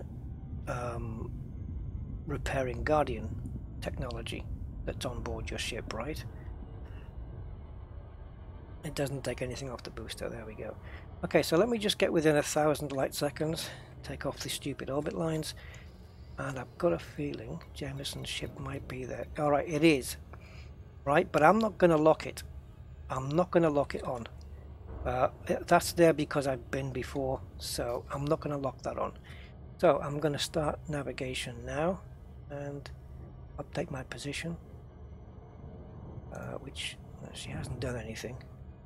So start. Turn left heading 218. Distance to target 691 kilometers. Right, you can see now there's an overlay on the screen. I don't know why she's saying 691. I think she's working that out from when I get to the planet. But you'll see now they've got an overlay on the screen, which is telling you which way to turn your ship, which is really quite cool. But altitude, angle of descent both say 0, which of course is not correct. So I'm guessing you should really initiate this once you're actually in orbit. But we will see. We will see if it updates. But the fact that they've now got an on-screen overlay as well is really nice. It's a nice little bit of programming there. Oh, it's this thing. I'm going for the big planet. So yeah, I'm not going to target it because that would what's the word? Something the object. That would defeat the object. There you go. Sorry. Sometimes my brain stops and says, I don't know what the next word is, but it's something. Yeah, that would defeat the object. Oh, there it is. Look, it's showing it. Okay, well, let's just pretend I can't see it. It's still showing it. Right, I'm not going to head that way. Turn left heading 104. Distance to flight target engaged. 1,423 kilometers. We're going to turn left. We know it's the other way, Turn though. left heading 099. Distance to target 1,241 Right, now the altitude and the angle of kilometers. descent are all working. I hope I've got the coordinates Turn in. left heading 097. Distance to target I'm just going to do what she says, even though it looks like it's the other 1,157 way. kilometers. Right, 096, which is there. Distance to target 1,029 kilometers. Right, so I don't want to drop. Distance to target 949 kilometers.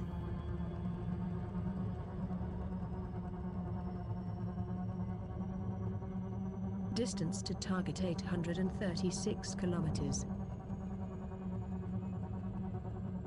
I'm just staying quiet so you can listen to it. Turn left heading 096. Distance to target 702 kilometers. I can't stay steady. Distance to target 555 kilometers. She's determined that I should be on this 96 path, but okay, I'm going to trust it. Distance to target 404 kilometers. Once I get down to 100, I'll start dropping. Whoops. Turn right heading 103. Distance to target 234 kilometers. I'm going to slow down a little. Distance to target 168 kilometers. Clear to descend. Oh, now she tells me when to descend. And look, she's Turn telling me right what heading 107. degrees to go down to as well. Maintain angle 38 for descent. Distance to target Oh, look at that. 105 Look at this, kilometers. guys. Clear to descent. Turn left heading 105. Maintain angle 39 for descent. Distance to target 79 kilometers. She actually tells you when to descend and what angle to do it at. Maintain angle 37 for descent. Distance to target 60 kilometers. This is amazing. Maintain angle 33 for descent. Yeah, I know, Distance to I'm target messing that up, 44 sorry. kilometers. 33. I can't seem to get all of them in one go, but it's not going to matter Turn once right I come heading out of 110. glide. Distance to target 26 kilometers. 112 now. Okay, now what? Distance to target 11 kilometers. How good is this, guys? Eh? I thought she was directing me in completely the wrong direction. But no, she wasn't. She's bang on. Absolutely bang on. Distance to target 10 kilometers. Yeah. And I'm 4 kilometers up. Distance to target 10 kilometers. It's when we get towards the ground that's going to be interesting. I'm just going to keep going. I know Jameson's right below me because I can see it on Distance the to compass. target 9 kilometers. But we are closing down. And it's none of that faff about, oh, turn the ship 90 degrees this way and turn the ship 90 degrees that way. And Distance to target 8 kilometers. she's brilliant. It's like having a little sat-nav in your car. Let's bring it down to at least 45 degrees. The compass is still showing Distance to target 8 kilometers. 8 kilometers, but I'm only a kilometer above the ground. She's bound to tell me at some point that I'm going the wrong way because Jameson is... oh no, it's not. Distance to target 8 kilometers. Is it? Why isn't it lit up then? Okay. I'm going to get to about Distance 500 to meters target 7 kilometers. and then I'm going to level up. I might hit the ground here, so I'm going to start pulling up. Distance to target 7 kilometers. And you want me on 112. It's not lit up anymore though. Distance to target 7 kilometers. Okay. I don't see it, but whoa! Like 6 kilometers. Distance to target 6 kilometers. I did end up a little bit too low on to the ground there. Probably didn't need to boost. Distance to target 3 kilometers. I'm gonna trust her anyway. I know it doesn't it's not lit up and saying Jameson, but and the compass can't Distance be to target that dot because I 729 haven't targeted meters. it. There we go. 109 now. Oh, now 299. All right, so we're basically on top of it. So she wants me to go to Turn 290. right heading 290. Oh, which way? Pick a Distance way. to target 547 meters. So we're basically on top of it.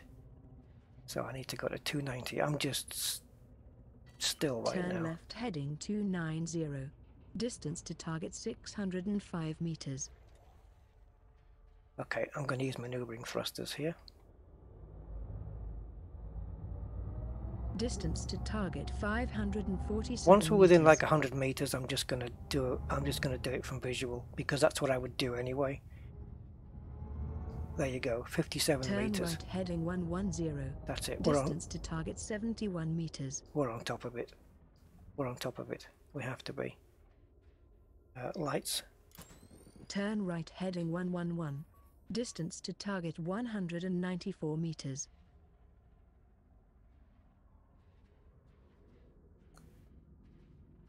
Okay, 111.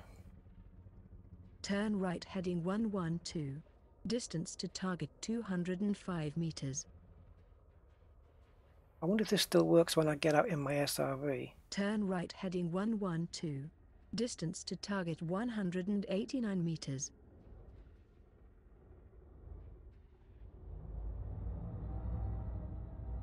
Turn left heading 108. Distance to target 96 meters. Oh, she's starting to get on my nerves now. Where is the damn thing? Turn left heading 297. Distance to target Yeah, 83 when she meters. starts doing this nutty thing, we've got to be pretty much on top of it. So, I'll tell you what, let's go external.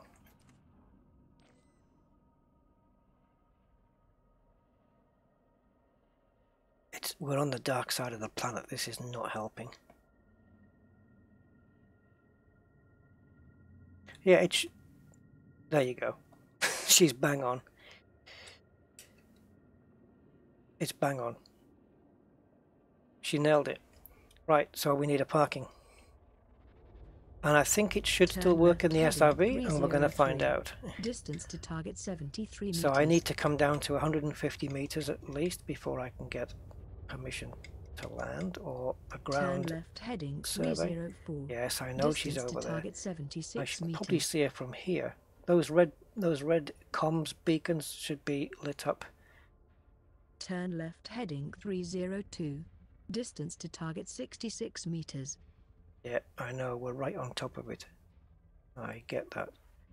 Turn left heading 300. No, I'm done, darling. Distance to target I'm 75 going to click stop meters. navigation. I'm happy with that. And we're going to see if we can bring the Conda down. See how close we can get to a landing spot. So 150 meters. There we go. Now we have a terrain reading and we just need something in blue, please. Anything close by here will be just fine. And I will resume the navigation once I get into the SRV, just to see if it does still work.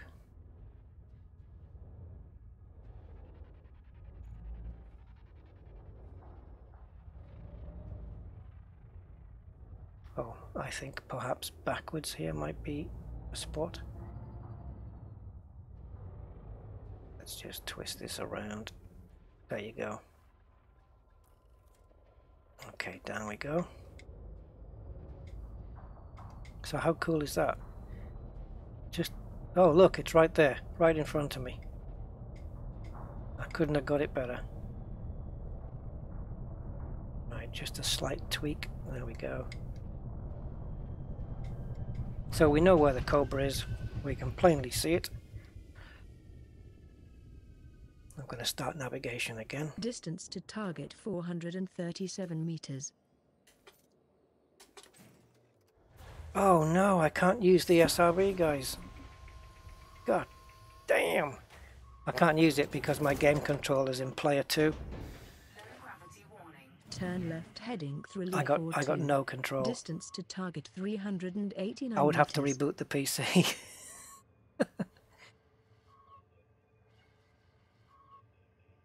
Yes, Rick, it's called Edison. Edison. And if you do a search for that on the Frontier forums, you'll find the thread for it and you'll be able to download it. Let me just see if I can get you a link.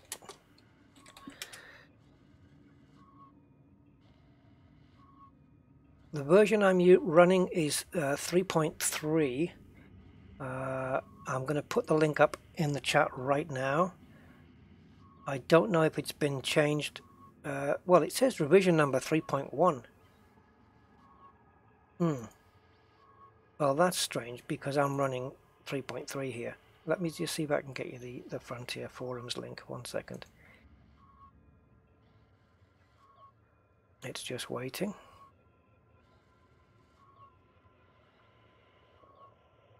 Okay. That looks a very old link, but the new version might be there. Where the hell did I get 3.3 from?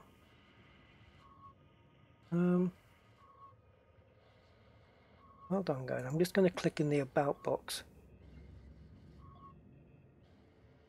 Version 3.3 dated the 22nd of the 3rd. And the one on the website is the 12th of the 3rd. Alright, I'll tell you what, I'm going to drop the link in, and there's 2 links in there, one to the Dropbox download and one to the Frontier forum download. So, yeah, 3.3 must be the latest because that's the one I'm running. How it's only 3.1 on the actual homepage, I don't know, or the Elite Dangerous Codex. But it could be that the Dropbox download already contains the latest version. Or on the Frontier forums, I don't know. Yeah, unfortunately, guys, I can't do anything with my SRV. Commander Corbus, I am doing okay today, thank you. Not too bad. A 60 light year Diamondback Explorer, wow. Nice. Think that'll do? Oh, I think that'll do nicely. Yep. It's not too bad. Right, at least we can jump outside. So, unfortunately, I cannot. But it looks like Edison still works inside the SRV as well, which is pretty cool. So let's just speed up the camera. But the purpose was basically just to get here. And get here we did. There it is. And of course you can scan these beacons here for some nice grade 5 data as well, I believe. Grade 5 and grade 4. Mainly grade 4, I think. Yeah, there's the Cobra. And comms beacons. And rubbish. You see, when we were when we were in orbit and coming over the planet, it looked like the Jameson crash site was way off to the right. And I thought, this is weird that the sat-nav is taking me off to the left a bit. But it absolutely nailed it. Yeah. You're welcome, Rick. Yeah, if you go into places that require coordinates, Thargoid bases, Guardian sites, whatnot, that you haven't been to before, so therefore they're not on your contact list, or all sorts of stuff actually. I think there should be missions that say, take me to this planet's surface and then give you coordinates. And that way, when you take those missions, you get practice at doing the coordinates manually. Obviously now everybody won't, they'll just they'll just use Edison here. And she says I'm 389 meters away, which is probably about right. But my SRV is no good here. And I can, it's luckily I can board the ship. But we can take a look from here if I'm, oh no, I can't even board the ship. I'm gonna have to self-destruct.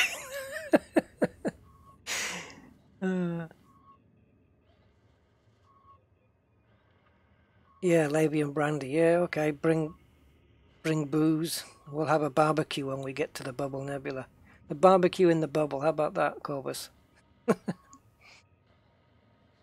Does Frontier leak these locations? I don't know. I don't know how people find this stuff. Let me see if I can get in here. Module not functional. Oh, you're joking. Let me try looking down. Ah, there's a way to do it. Distance to target 389 meters. Okay, well, the sat-nav girl can go now. So yeah, this will work. All you need, obviously, you're going to have problems if you don't have the system map data. Because if you can't get into the system map, you can't know the radius of the planet, which Edison requires. However, if you have the coordinates, it's not a big deal. If you have the system and the planet, it's not a big deal. Obviously, having the coordinates is assumed that you have those. Because once you get into the system, you can scan the planet in question. Then it will tell you the radius. Then you type that in, get into orbit, press the start navigation button, and just listen to what she says, and you'll be there in no time. It's so good. So yeah, that is Edison. So anyway, I think we've covered a good few things already. So Datamined wake exceptions, got those. Bubble Nebula details, got those. And the new Edison 3.3, which is, I think it's a little genius bit of programming. So I will be back here at some point.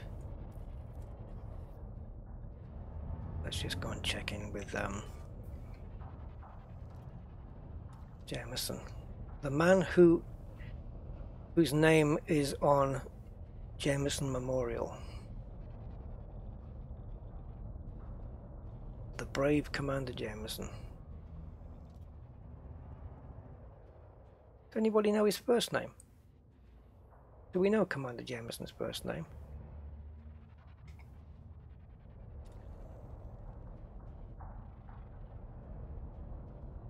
Oh, getting a bit too close. I don't want to damage his ship. I'm sure it's a tourist attraction.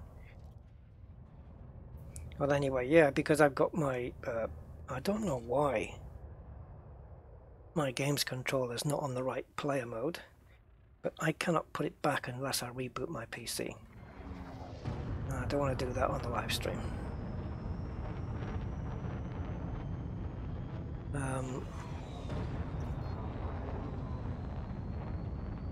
So yeah, looking forward to having you along there, Commander Corvus Corax Nevermore. I'm not quite sure how many people are going to be there, but it looks like it's going to be a fairly big instance. So I'm sure we can melt Frontier's server. There's going to be instancing issues, we know that, but hey, we'll work it all out as it happens. Right, I'll just target my way back to... I tell you what, guys, look at this. Look how close some of these attacked stations are to Shinrata. Wow. This one, RMK. Whoops.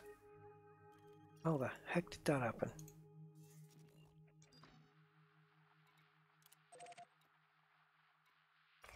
I think I'm going to pop in there on the way down. Check it out. I do not want to bump into any Thargoids though. Not with this ship. That's the wrong Anaconda. Yeah, tiny. I'm quite impressed. I thought maybe, you know, I don't know, maybe get about 10 people or something, but it looks like it has a shed load more. And, you know, I'm quite impressed. Impressed? No, that's not the right word. It's, yeah, there's a lot. I've seen a lot of people working on their exploration ships, and they're actually going out this week grinding materials to get a ship that's good enough to go there. And it's really nice to see that effort that people are putting in to come along. And yeah, it gives you that little warm fuzzy feeling inside that, you know, people want to come along and join the party.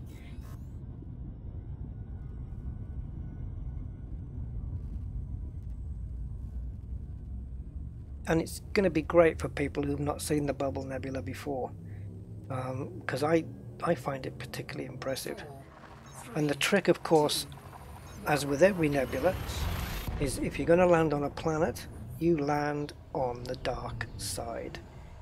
I figured that out myself one day, because I thought if you land on the dark side and block the star's light, it's going to light up the nebula, and therefore the only light you'll see, the only ambient light you're going to see around you, is the light from the nebula. And sure enough, when I went to the dark side, not like Darth Vader, but when I went to the dark side, the whole sky just popped out. And I thought, yeah. The amount of nebulas I'd been to, and I never even thought about going to the dark side of a planet to enhance the, you know, the effect. Didn't even occur to me. But now I know. Oh, I'm just going to cancel this. The other one is the one I mentioned earlier, which is really cool, but unfortunately doesn't have a system inside it. It's got one on the edge. Here's a Veil Nebula West. There is a Veil Nebula East, I think. But this one's really cool, guys. Check this one out. Look at this. From one angle, it looks like a whale or a dolphin or something. But there is a system. I'm not quite sure which one it is. Yeah, look, I've got system map data for all of this because I went there. It's like 1,500 away. Who wants to do this right now? I'll go there if you guys on the stream want to do this. Oh my god. And then with the Bubble Nebula on Friday. I'll come here right now if you guys say let's do it. I think it's this one. It's right on the edge.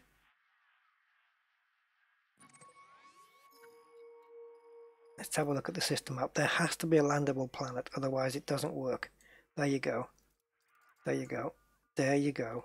There you go. Look, it's far away. Yes, it is. 348,000 light seconds. However, it is landable.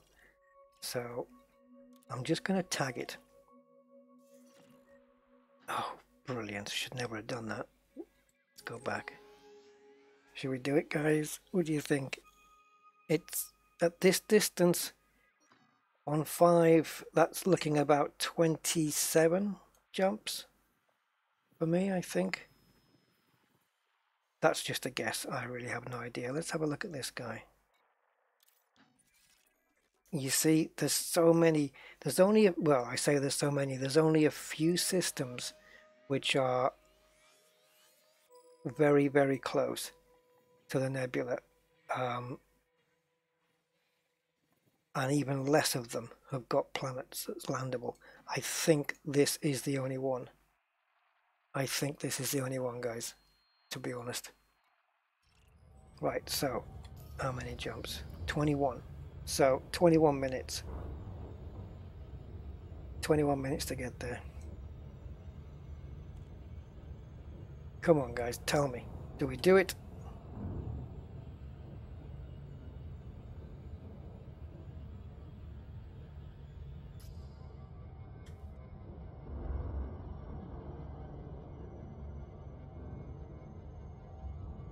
I'm going. Anybody who wants to come along that's in the group, by all means. So 20 minutes to get there, and then about another 5 or 10 minutes to get to the planet. So we're going to do it. Bell Nebula West. It's great because last time I did that trip I was in an ASP. I had a like 40 something jump range, 46 perhaps, and now I'm running close to 76. It just makes these trips so much easier. And on the way, as I honk these systems that I've not been to, I might, if I haven't already done so, get my Explorer rank to 60%. I know it's only 1%, but it takes a bloody while to get there. So let's see if we can do a quick jump and honk. I've got a good range jump ship. I've got a good fuel scoop. I should be able to really race this. 4, 3, 2, 1, engage. And I can scoop really close.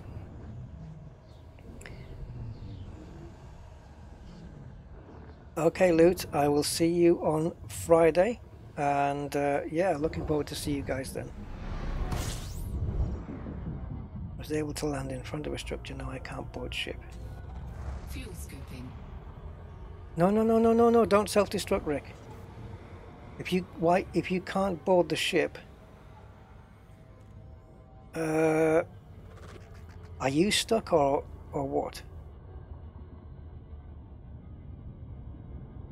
You'll be the 7th. You'll be 1/7 away from the Bubble Nebula. I think it's in the opposite direction, Mark. Bell Nebula West is going towards the inside. Yeah, Rick. I don't know what situation you're in there, but if your SRB's free to roam around, just dismiss the ship. Dismiss the ship and recall it. 3, 2, 1, engage.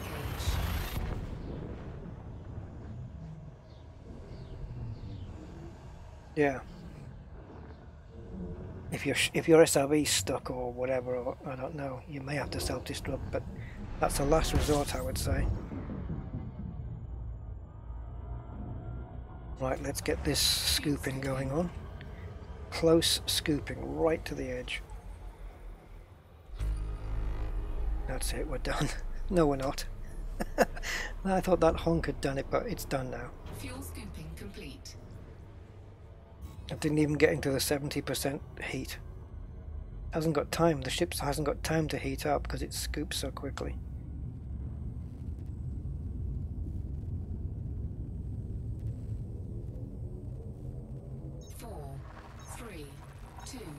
Here's a question, guys. Not taking it, if you could add, you know, like when they did the Type 9 and they added an extra Class 8 slot, right? And you, or I think they also added something to the keelback as well. So if you could add one thing to one ship, what would it be? For me, I'd go really off kilter here, and I'd say I would add triple the jump range on a beluga, because I think we need a ship that isn't an Anaconda, one that can take the luxury cabins with a massive jump range for taking passengers to Colonia. Either that, or a third huge 1. hard point on the Corvette. I don't know.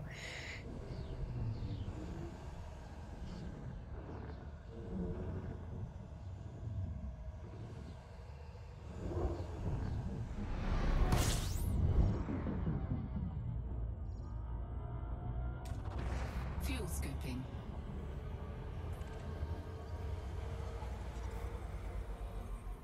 So Fuel what scooping you're seeing complete. now, guys, is pretty much what the first 2 hours of Friday stream is going to look like, except with more ships. But we'll all be going different routes. Now then, T-Tower restarts. This is where I've got to be careful, because I just have the stock fuel tank. I think I can take 4, maybe 5 jumps before I have to refill. 2, 1, engage. So I better watch it here. I don't want to get into a field full of T-Tower stars. That would be a disaster.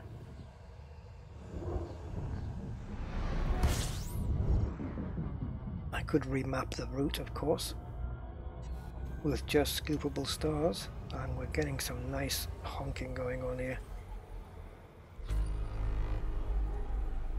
Oh, I don't know why I'm trying to scoop. It's a T-Tower.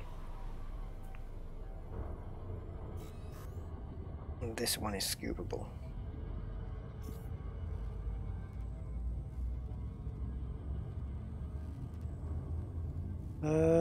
For the that's come up from tip-ups that you get in your mail while in flight, telling you to go to system. 2, 1, engage. Oh, it's true. I have seen some of these messages in the comms panel where you get coordinates as well, I think. Or do they give you the coordinates later? Will you plan the route? No, because every ship's got different. Every ship's got different Fuel scooping. ranges, like jump ranges. So we're not all going to be able to stick to the same route anyway. The only thing we're going to have, Mark, is a halfway point, which will be all on Discord. The start point and the halfway point will be on Discord. Last thing, because I want to give people a chance to get to the start point.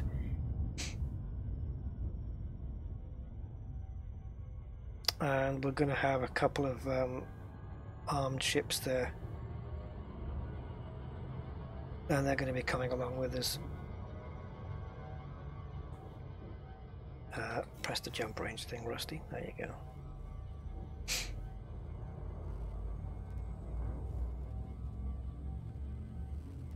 I was tempted to bring my PvP cutter along and then just swap ships at the edge of the bubble, 3, and off we go. 1, engage. Because once we start jumping in these ships, that's it. We're good to go.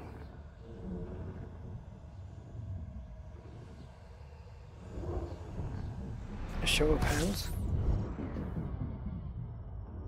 Yeah, 75.6 here Fuel scooping. on mine. The thing is, when you think about it, that jump range is only for the first jump, isn't it? Because after that, like if I go now, I'm 75.8, or it could have been 76 there.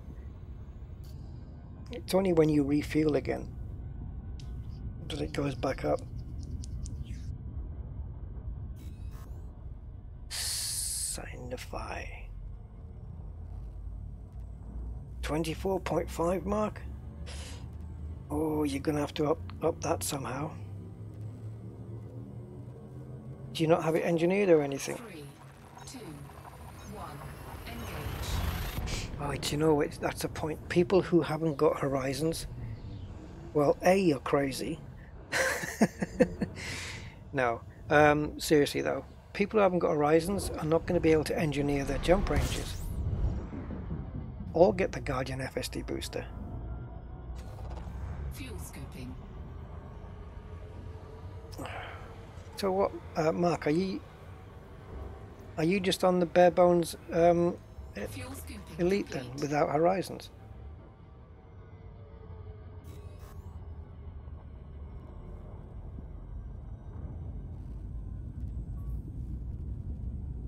Hey, Zarazine, yeah. I might ask her right now if she's coming along. 4, 3, 2, 1. Engage. 56. Yeah, 56 is fine. 77 is really nice. Oh, you have horizons. Good to know. Good to know, Mark. Because if you hadn't, well, we would have had to sort that out. Yes, Fuel scooping. anything in the 70s is excellent. In the 60s, very good. In the 50s, good. In the 40s, Fuel scooping complete.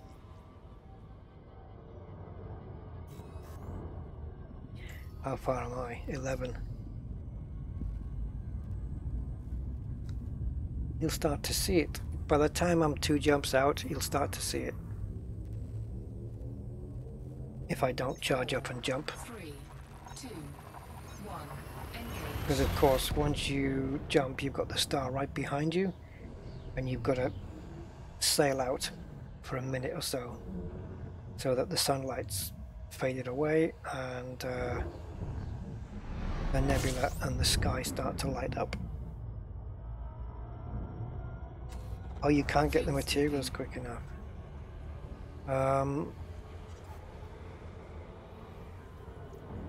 Yeah, well, I've just shown how to do the Datamined wake exceptions, which is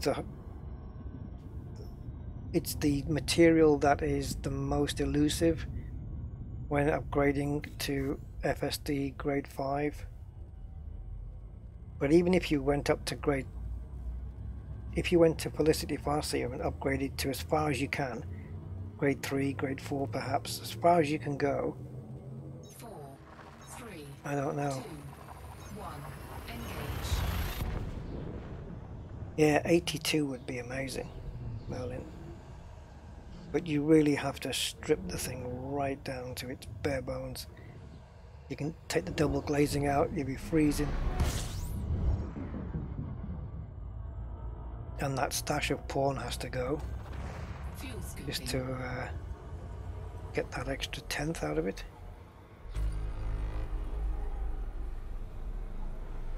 Fuel scooping complete.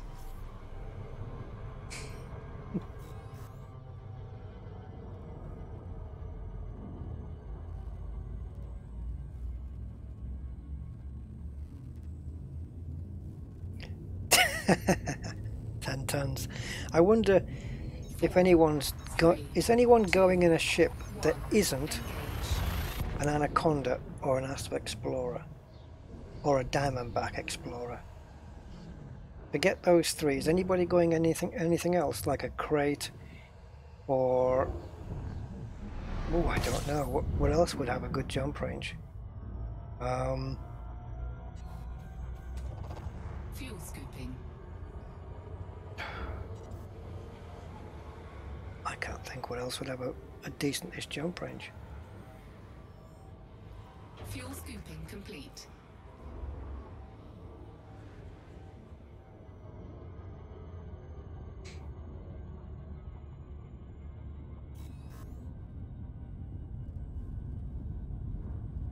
Yeah, that's a good idea, Mark. If you jump in the stream, I'm sure we can help you increase that.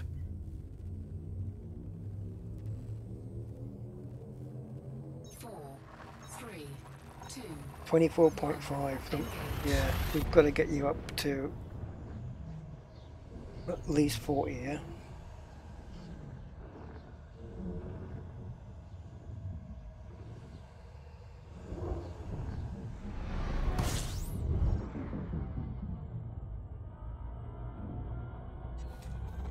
Fuel scooping. Fuel scooping complete.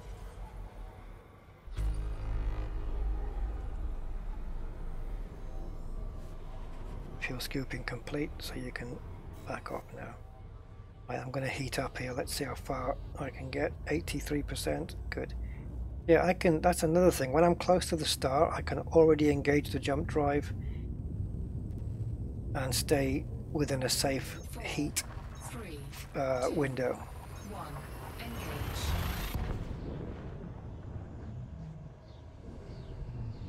Yeah, and you're gonna have to get rid of those female imperial slaves you picked up.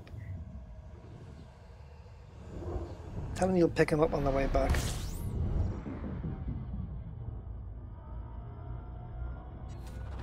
Fuel scooping. You'd think by the year 3304 they would have invented some kind of Fuel material scooping complete. that was like, I don't know, lighter than carbon fiber but stronger, that they could build ships out of. Because the tonnage on some of these ships, it's as if they're building them out of, you know, normal metal, I suppose. I don't know what the ships are meant to be built from. Titanium and God knows. 4, 3, 2, 1. Engage.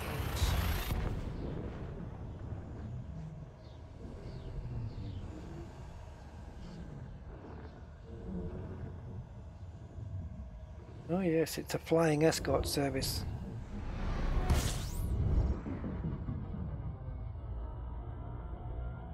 As in, Fuel scooping. the ships escort you somewhere. That's what I meant. Not. Fuel scooping complete.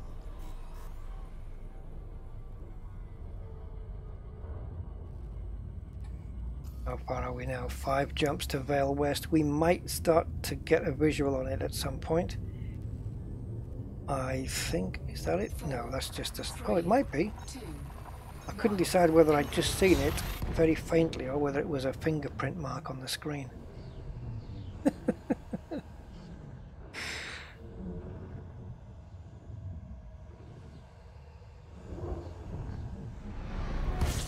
I'll do one more jump after this and then we'll see if we can get a visual on it. Fuel scooping. I won't put you guys through the torture of the journey back. Fuel scooping complete. I'll do that off stream. So we'll make this jump and then we'll be 3 jumps away and we should have a visual on it. And I hope I can get you guys a good visual. You're probably going to end up seeing more pink than blue. 4. Can you see it there? The top where it says S on Swirlings? I think that was it. Let's have a look. Well, we'll see.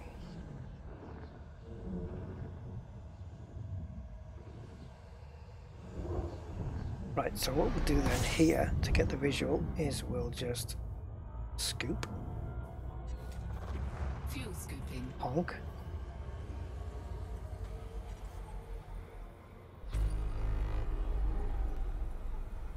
Oh, I didn't quite fill up. Doesn't matter though. Fuel scooping complete. There we did. We got it anyway. Okay, so now we're just gonna turn off the lights, essentially. There it is, guys. Can you see it? It's right in the middle of the screen. It's gonna start getting brighter as you move away from the star. There she is. And yeah, we are still 3 jumps away. So she's gonna be about what, 150 in the next 2 jumps, plus whatever the last jump is. It's about 100 and I'm going to guess about 180, 190 light years away. And we also have 1, 2, 3, 4 more nebula there.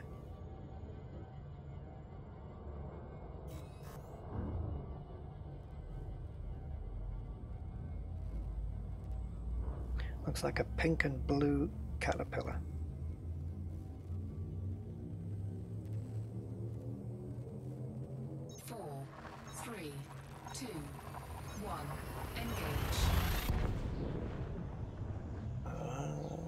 Poker table in the back. Well, I could say something to that, but it's family viewing, so I won't.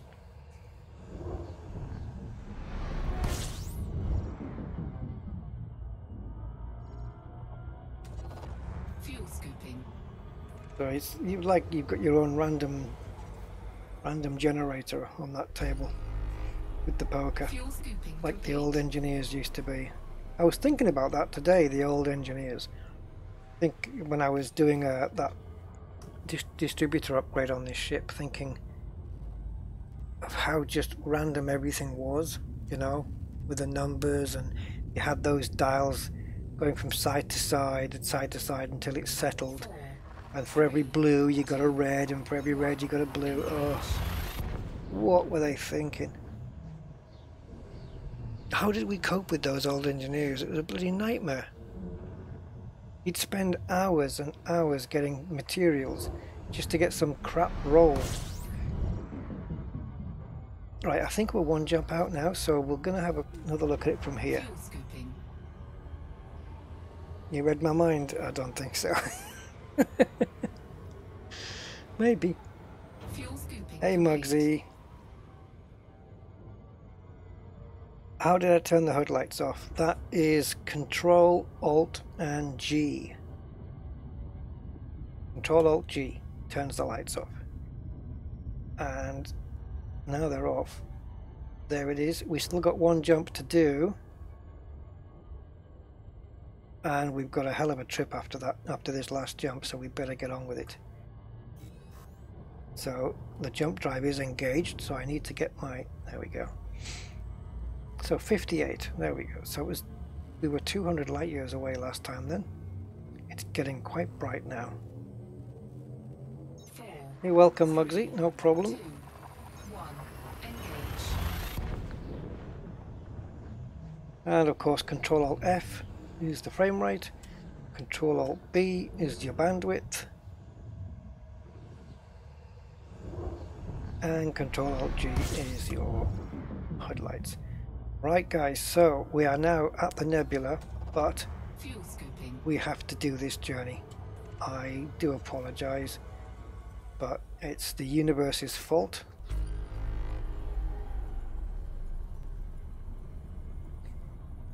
But I think this is the only system we can get to.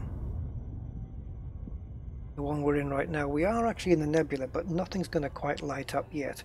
You can probably just see rumblings of it. See, we're on the edge. It's just such a shame you can't have a system in it.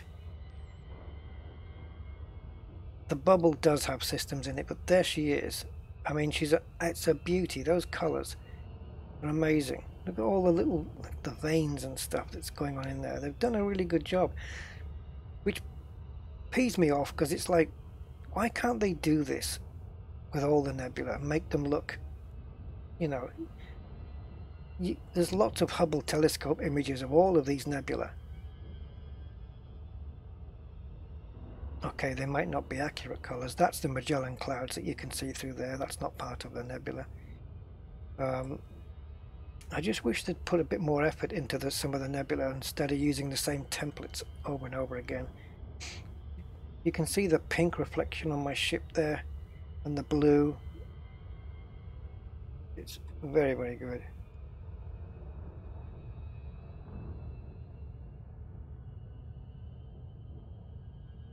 Okay. Oh yeah. Okay, Rick. Yes, of course.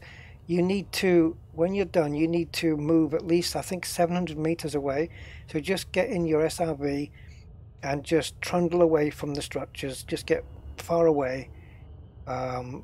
Get about 700, 800 meters away, and then you'll be able to recall your ship. It should tell you, when you do a ship recall, it will tell you how many meters you need, how many meters of distance you need still to go before your ship will come back. So yeah, you can't recall your ship while you're at the Guardian structure or anything like that. It won't work. You need to just do that. Just drive away from it. So this is where we are.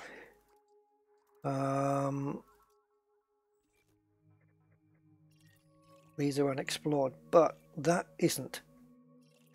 So that tells me, because that has a name, that I have scanned this planet before. So Jellyfish has done the entire sector, which is good for him that he did everything. He did every single one. Good man. Now this is very close to the star as well.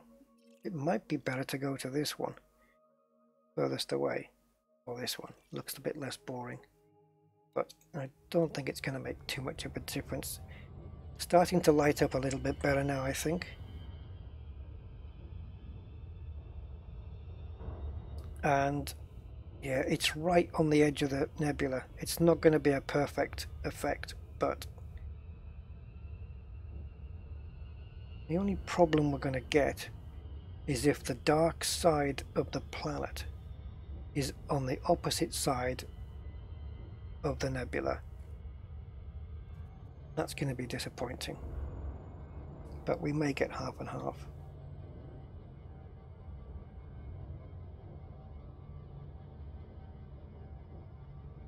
Oh no. 5 kilometers? The game's not telling you to drive 5 kilometers, surely. Orca.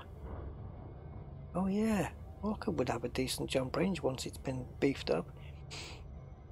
The thing is, a lot of these ships before that were maybe a few light years down on something that was an ideal jump range, if you can unlock the Guardian FSD booster now, it really does make that difference. Because this Anaconda, I remember, was 62.62. That was its jump range. And then I did a little bit of engineering on it, and with the new engineers, added the FSD booster, and now we're hitting 75.6. And it's super worthwhile. It really is. I've never seen that message. Coolant purge initiated. Just dropped a heatsink. Heatsink deployed. Don't know why. I just clicked on the screen with my mouse.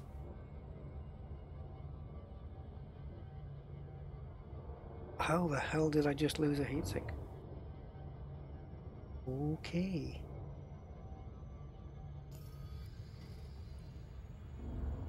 $75.9 because I've lost a bit of fuel.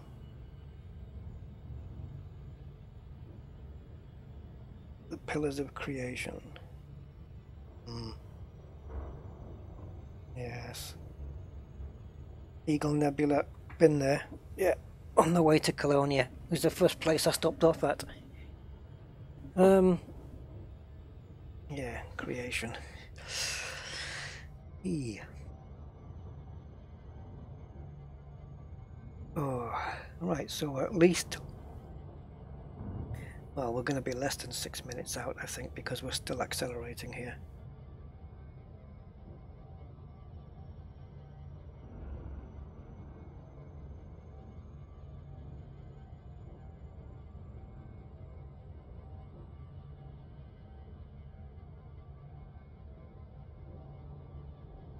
Created by man.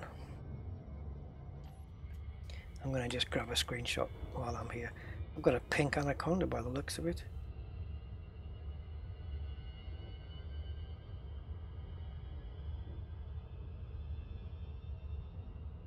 So what would make a good screenshot? Not that way. Something like that perhaps. I love that shade of blue, it's brilliant. If there was a civilization here, I'm sure they'd have it split up so all the girls lived in the pink part of it, and all the males lived in the blue side.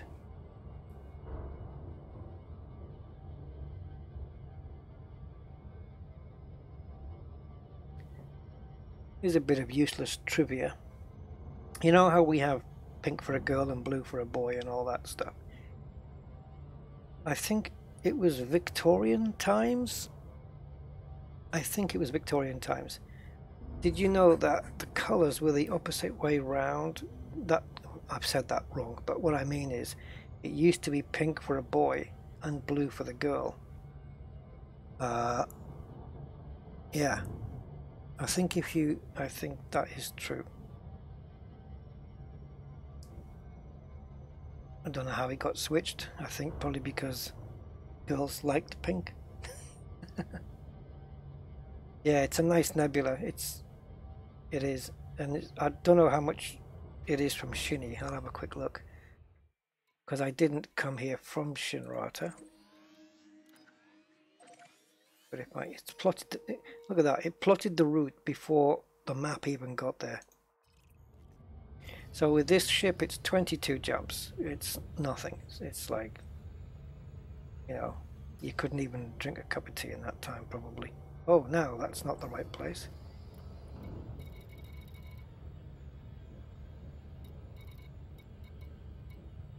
That is. And we got 2 more landable planets there, look, which aren't far away. So if we do get a dark side, light side issue, we've got other ones to choose from. And you can see all the planets. I think if you see, look at that, you can see, hopefully you can see on your screen where I'm headed to, and there's like a few dots up above it.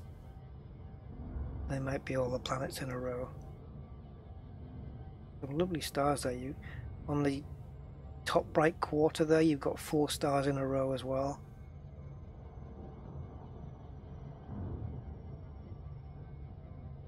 It's a really nice system. Thank you, Rick. And yeah, have a good evening. And thanks for stopping by, man.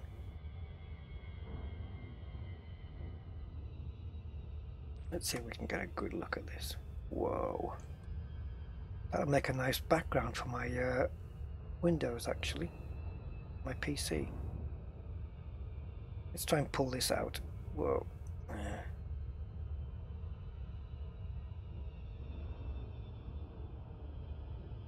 I've got a feeling I'm gonna... Oh no, I thought I was gonna overshoot it there, but not so.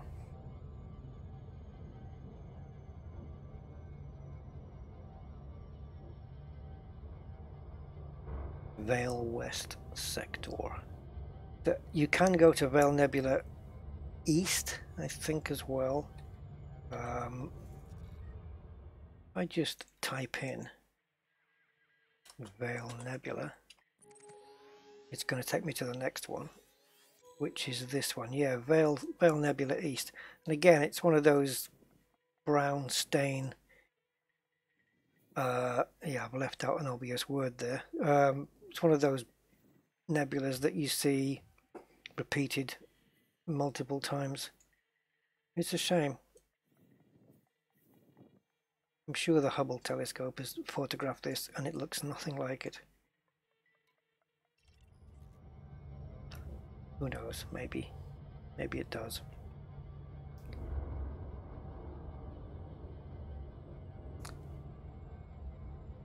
If we could travel in space though, in real life, at these speeds, with these kind of time frames, I would definitely come here. Definitely want to come to Vale West.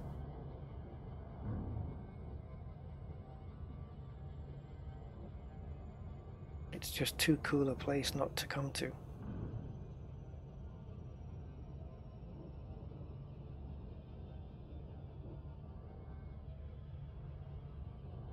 And it's not far away.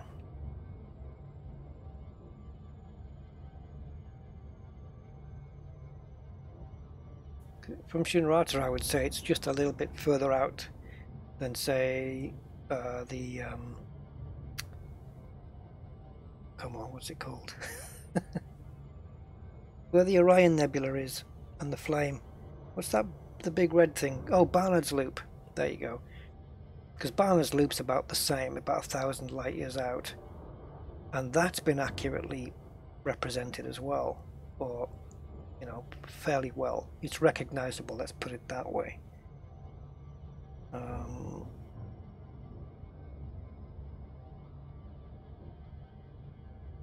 27, yeah. We'll. I'm sure we can get you up higher, Mark. I wish I was able to transport materials. You could have had 10 of my Datamined wake exceptions.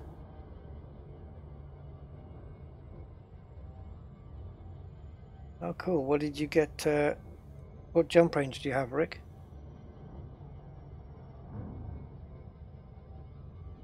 I'm sure there's going to be someone coming along with us that's got like 80 light years on their jump range.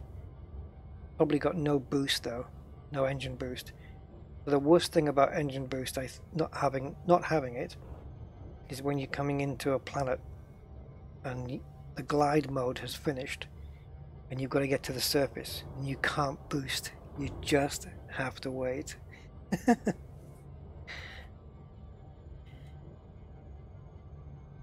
Well, we're nearly there, guys, and there's all the other places. Look, 1, 2, 3. I haven't. Oh yeah, that one, D4. I've obviously scanned that and been there before. Ah, now then. I didn't do that one. I did do that one, and I didn't do that one. But this one here, that's unexplored. That one, if I can nail it, it's inside the other one, so it's going to be hard. Oh, I think it comes up unexplored. Yeah, it does.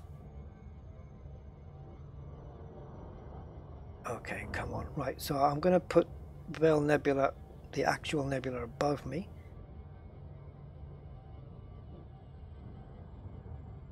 And let's see if the dark side of the planet is either above, even if I have to land on the, I don't know if there's a term for it, but the edge where it starts going from dark to light, where it stops casting the shadow, if I can land on that edge, and we have got to be on the opposite side of this star. This is a nuisance. Wasn't expecting. Oh yeah, I was expecting it. Of course I was. Yeah, so we have to land on the opposite side of the star. That's cool, because that star is going to project the light on this side, so the dark side's going to be around the back, which is exactly where we want it. So we might be good to go here, guys. I need to block that sun out, otherwise this nebula is not going to look good. And I wasn't paying attention. Down, down, down, down. There we go. Oh, this bloody phone. Shut up.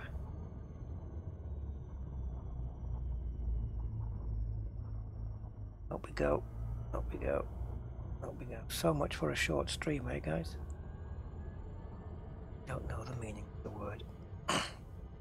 Okay, so coming in on the dark side, but before I do, right, now I know where I am. So we need to slow this thing right down. So where is the neb? It's above. Oh wow, this is going to be tricky. Okay, we might be able to do it. Let's have a look. Nebula is up and over the back, but you see how invisible it is now because we're right next to that sun. All the light from the sun has taken away the ambient from the nebula. Pretty clever from Frontier, but annoying. So here we go. We need to go above,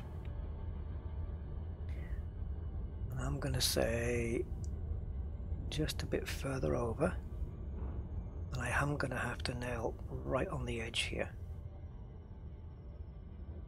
And once we start dropping in, the sky should light up. Keep going. Looks like a pretty cool looking planet as well. Yeah, it does. It looks pretty nice. I'm just going to edge over a little bit more.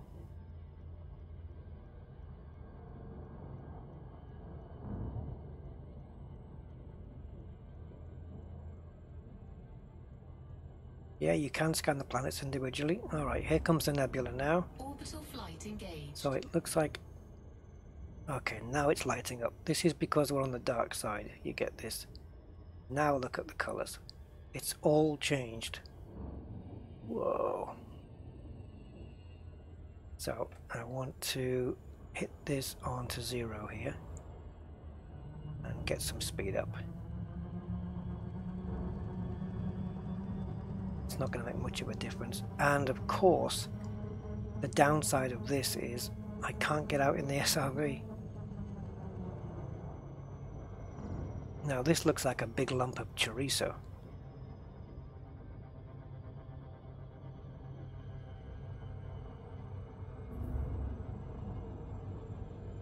going to kick into shields now. And oh, look at this orange bit over there. Now, does that mean that there's some raw materials over there that are going to be more frequently found because it's a different color? Who knows? But we'll head over there anyway. Quite an interesting looking planet, actually. I don't recall ever seeing something quite like this before. A very interesting look. Of course, it's got a different look because the nebula's lighting it up. But it does look... I don't know. I was going to say it looks like... it looks like someone's eaten a pizza and thrown up all over the planet. But yeah, never mind. Okay, I am still 5 kilometers up, so I'm not going to get the landing gear out yet.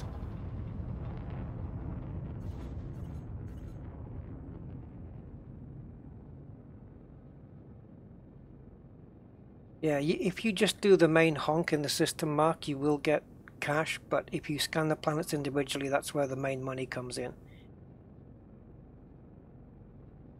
I want to bring it down somewhere here, if I can.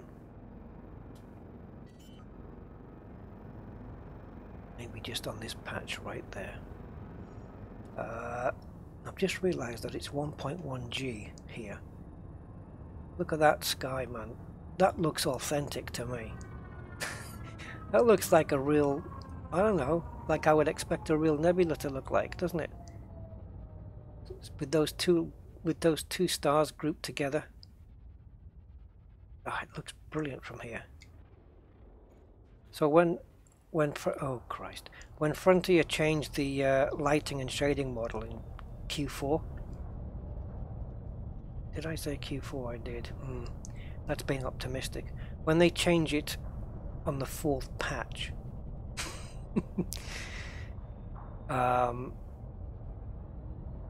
it's going to be interesting to see if it improves this or has some kind of detrimental effect. Come on guys, get me a blue spot. There we go. Oh, that'll do. Okay, just lift up a little and we're just gonna tweak it. Come on. Come on, get up a little. This isn't strong G.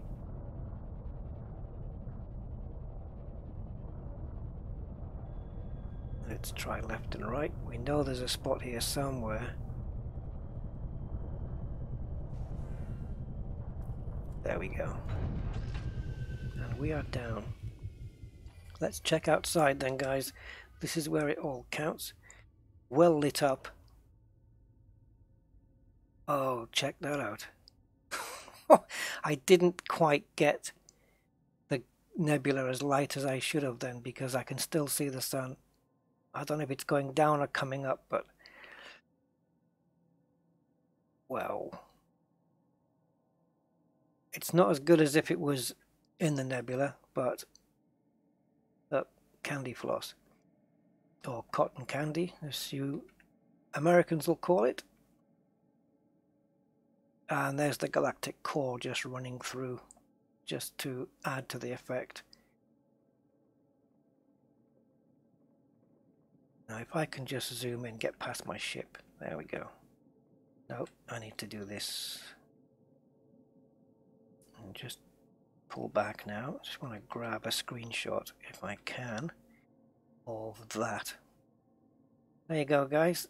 That's a decent screenshot, I would say. Just want to level it up here. There we go. And I'm going to grab a high res of that one. I might use it for something. How's that? That's pretty cool, isn't it? That's worth the 20-minute journey. Look at the sun. Look at this, the flare coming off the sun there. Oh, wow. Yeah, Bubble Nebula in VR's got to look, it's got to look good, for sure.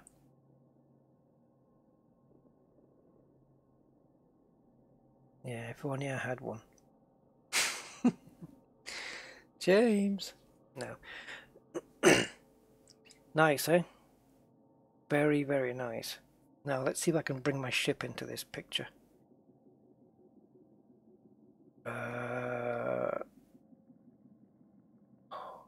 Look at the way the Anaconda lights up in these conditions. Absolutely amazing. I mean the glass, you know, the glass going along the side there. Just looks, it looked amazing just then.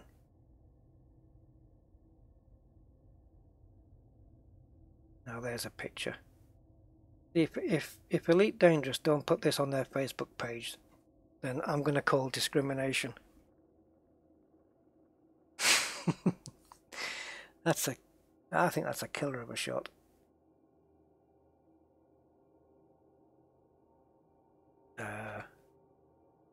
Trying to get the ship lights on, but I don't know whether. Hold on.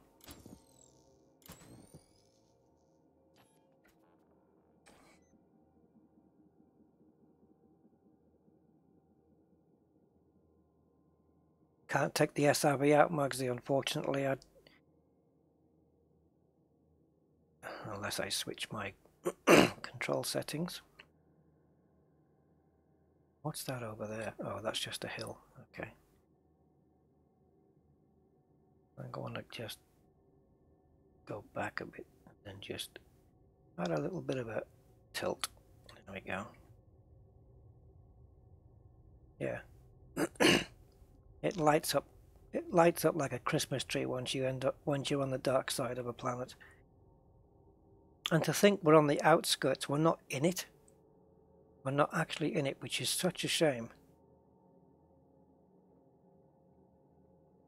Because it would be even more. Look at the top of that Anaconda. The left hand side is blue, the right hand side is pink. But it needs to come down, I think, to give an impression of scale, perhaps. If I was on the planet walking, I'd probably be about this high. There we go. It is quite the sight, as you say. I don't like to pull back too much because the field of view goes a little bit too narrow for my taste.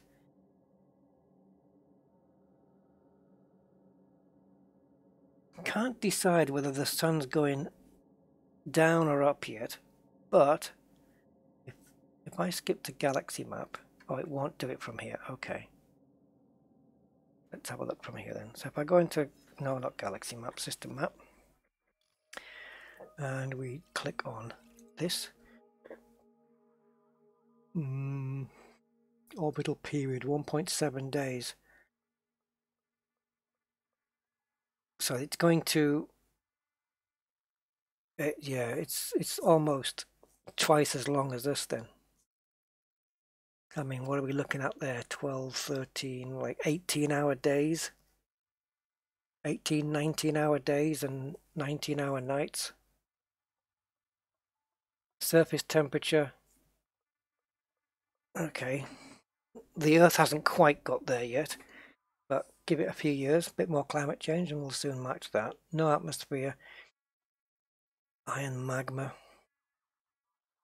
And 2.1 ruthenium, 2.4 niobium, and 2.3 molybdenum. I think that's pretty good. Vanadium 8.5. There's some pretty good stuff on here. Niobium, molybdenum, and ruthenium. That's not bad percentages for those materials. I'm going to have to certainly stick around here and then reboot and have a sail around with my SRV. Niobium, molybdenum, ruthenium. Let's have a look.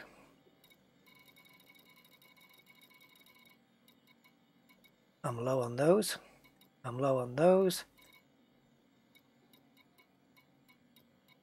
And I'm low on those. Do they rotate when tidally locked? I believe so. Ooh, we got a subscriber. Entropy Max. Hey, thank you, Entropy Max. Do they rotate when tidally locked? Yeah, I'm sure. I think all planets rotate, don't they? I think when it's tidally locked, they rotate. I don't know. I'm not an astronomer, but when they rotate tidally locked, it's like how do you explain it? Isn't it when they rotate but keep the same face, like the moon, for example? It's the moon rotates, but from Earth you only see the same side of it. You'd never see the dark side from Earth. It's always the same. Yeah, like the moon always facing us. Yeah, exactly. But it's the moon still rotates, which is, I mean, it has to rotate to get the gravity, and we've got 1.11 g here of gravity which we're pulling. So yeah, I think that's right. If the planet is tidally locked, the same side always faces the sun. I think so. I'm not 100% sure, but I think it's something along those lines. I really want to get out in the SRV, but I'd have to stop and restart the stream, and I don't think I want to do that. So no sunset. I don't know. I don't know about that, the sunset, because it's like it's tidally locked. Like the moon is tidally locked as far as we're concerned, but the moon still orbits around the Earth and spins on its own axis, doesn't it? But it must spin. It has to spin like in a clockwise or anti-clockwise direction from our point of view. I really don't know. I'm probably going to get called out on this on the comments, but I hope somebody corrects me or whatever. I'm not quite sure. So I have to Google it. Tidally locked. Just Google what that is. Well, it's definitely worth being outside here, but I think this is a fantastic place to end things. Is that sun still around? Yeah, it is. It's going to take a while for that thing to move. If I sit here till tomorrow, I'll find out. Man, it is nice.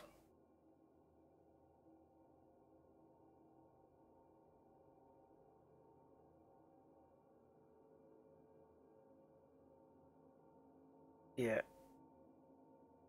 Yeah. Because if it might rotate around the sun and get a sunset and sunrise, but to us, it's always pointing. The face of the moon's always pointing in the same direction. But it doesn't necessarily mean it can't get a... I've never noticed this before. On the front of the anaconda, on that lower section, on the nose, it's see-through. There, look. I never got the memo on that one.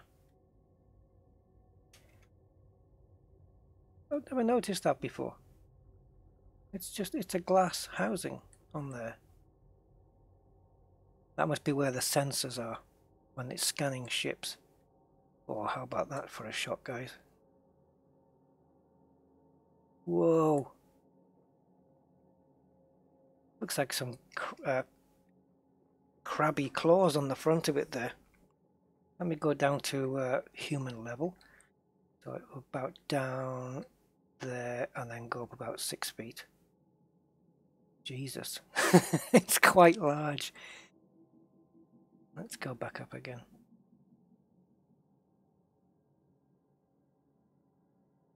How about that for a shot then? That's definitely worth taking a high-res shot of, because you'll be able to zoom in and see all the details of the ship there.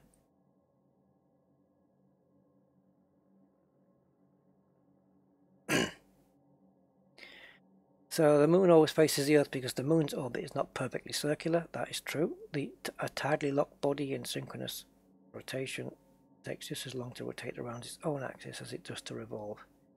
There you go. And the planet it is on is tidally locked to the sun. So what does that mean? Should we keep the stream going for 1.7 days then? And see if that's that sun moves. Does that mean I'm going to be effectively on the dark side all the time? Like this will never become the light side?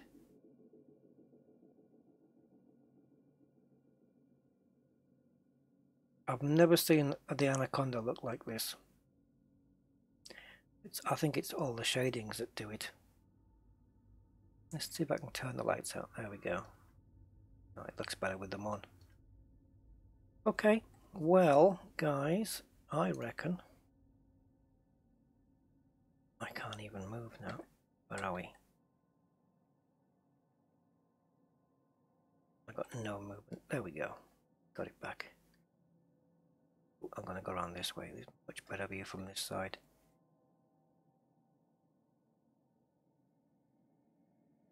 Let's get a little astronaut there and just Photoshop him in.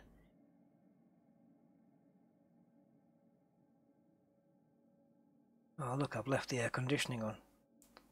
I'm going to drain the batteries. Damn it. Keep doing that. I tell you what, the ship looks extremely detailed in this light, because there's nothing that's in the shade apart from the underneath. It's all pretty much lit up.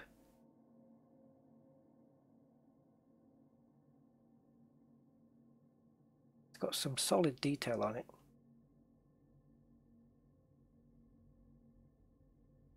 I don't think I've ever seen the anaconda in so much detail.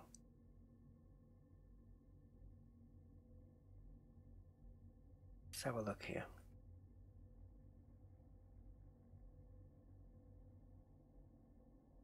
Pull to open. I love it. You can zoom right in and still read the text.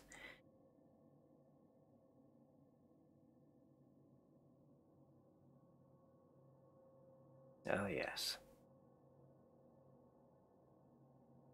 Well, there you go. That's even a cool shot, the blurred one. Alright guys, so there we go. I think I'm going to call the stream end there, and I think it's been pretty cool actually. It's been a nice one. So, yeah, the next time you see me, guys, we'll be setting off for the Bubble Nebula. So expect something like this, except we're going to be more purple and more wrapped up. You're not going to get any space shots like this. It's just going to be nebula all the way around, everywhere you look. So yeah, some amazing star formations in planets. Frontier have done such a great job on this, haven't they? Just getting everything laid out like this, and every one of those pinholes of light we can go to. Amazing. Alright, does high-res pick still work? Yeah, it does. It's F10 for the normal screenshot and then Alt F10 for the high-res version. So yeah, it's been great fun, guys. Thank you for stopping by, and I hope you enjoyed everything that we did, which I think we covered quite a few different things. I'm not going to be able to fit it all into the title of the stream, but nevertheless, have fun, and wow, I will see you guys, probably most of you, on Friday at I'm planned to start around 7:30 my time, so it'll be 18:30 game time on Friday, and we'll be setting off half an hour later.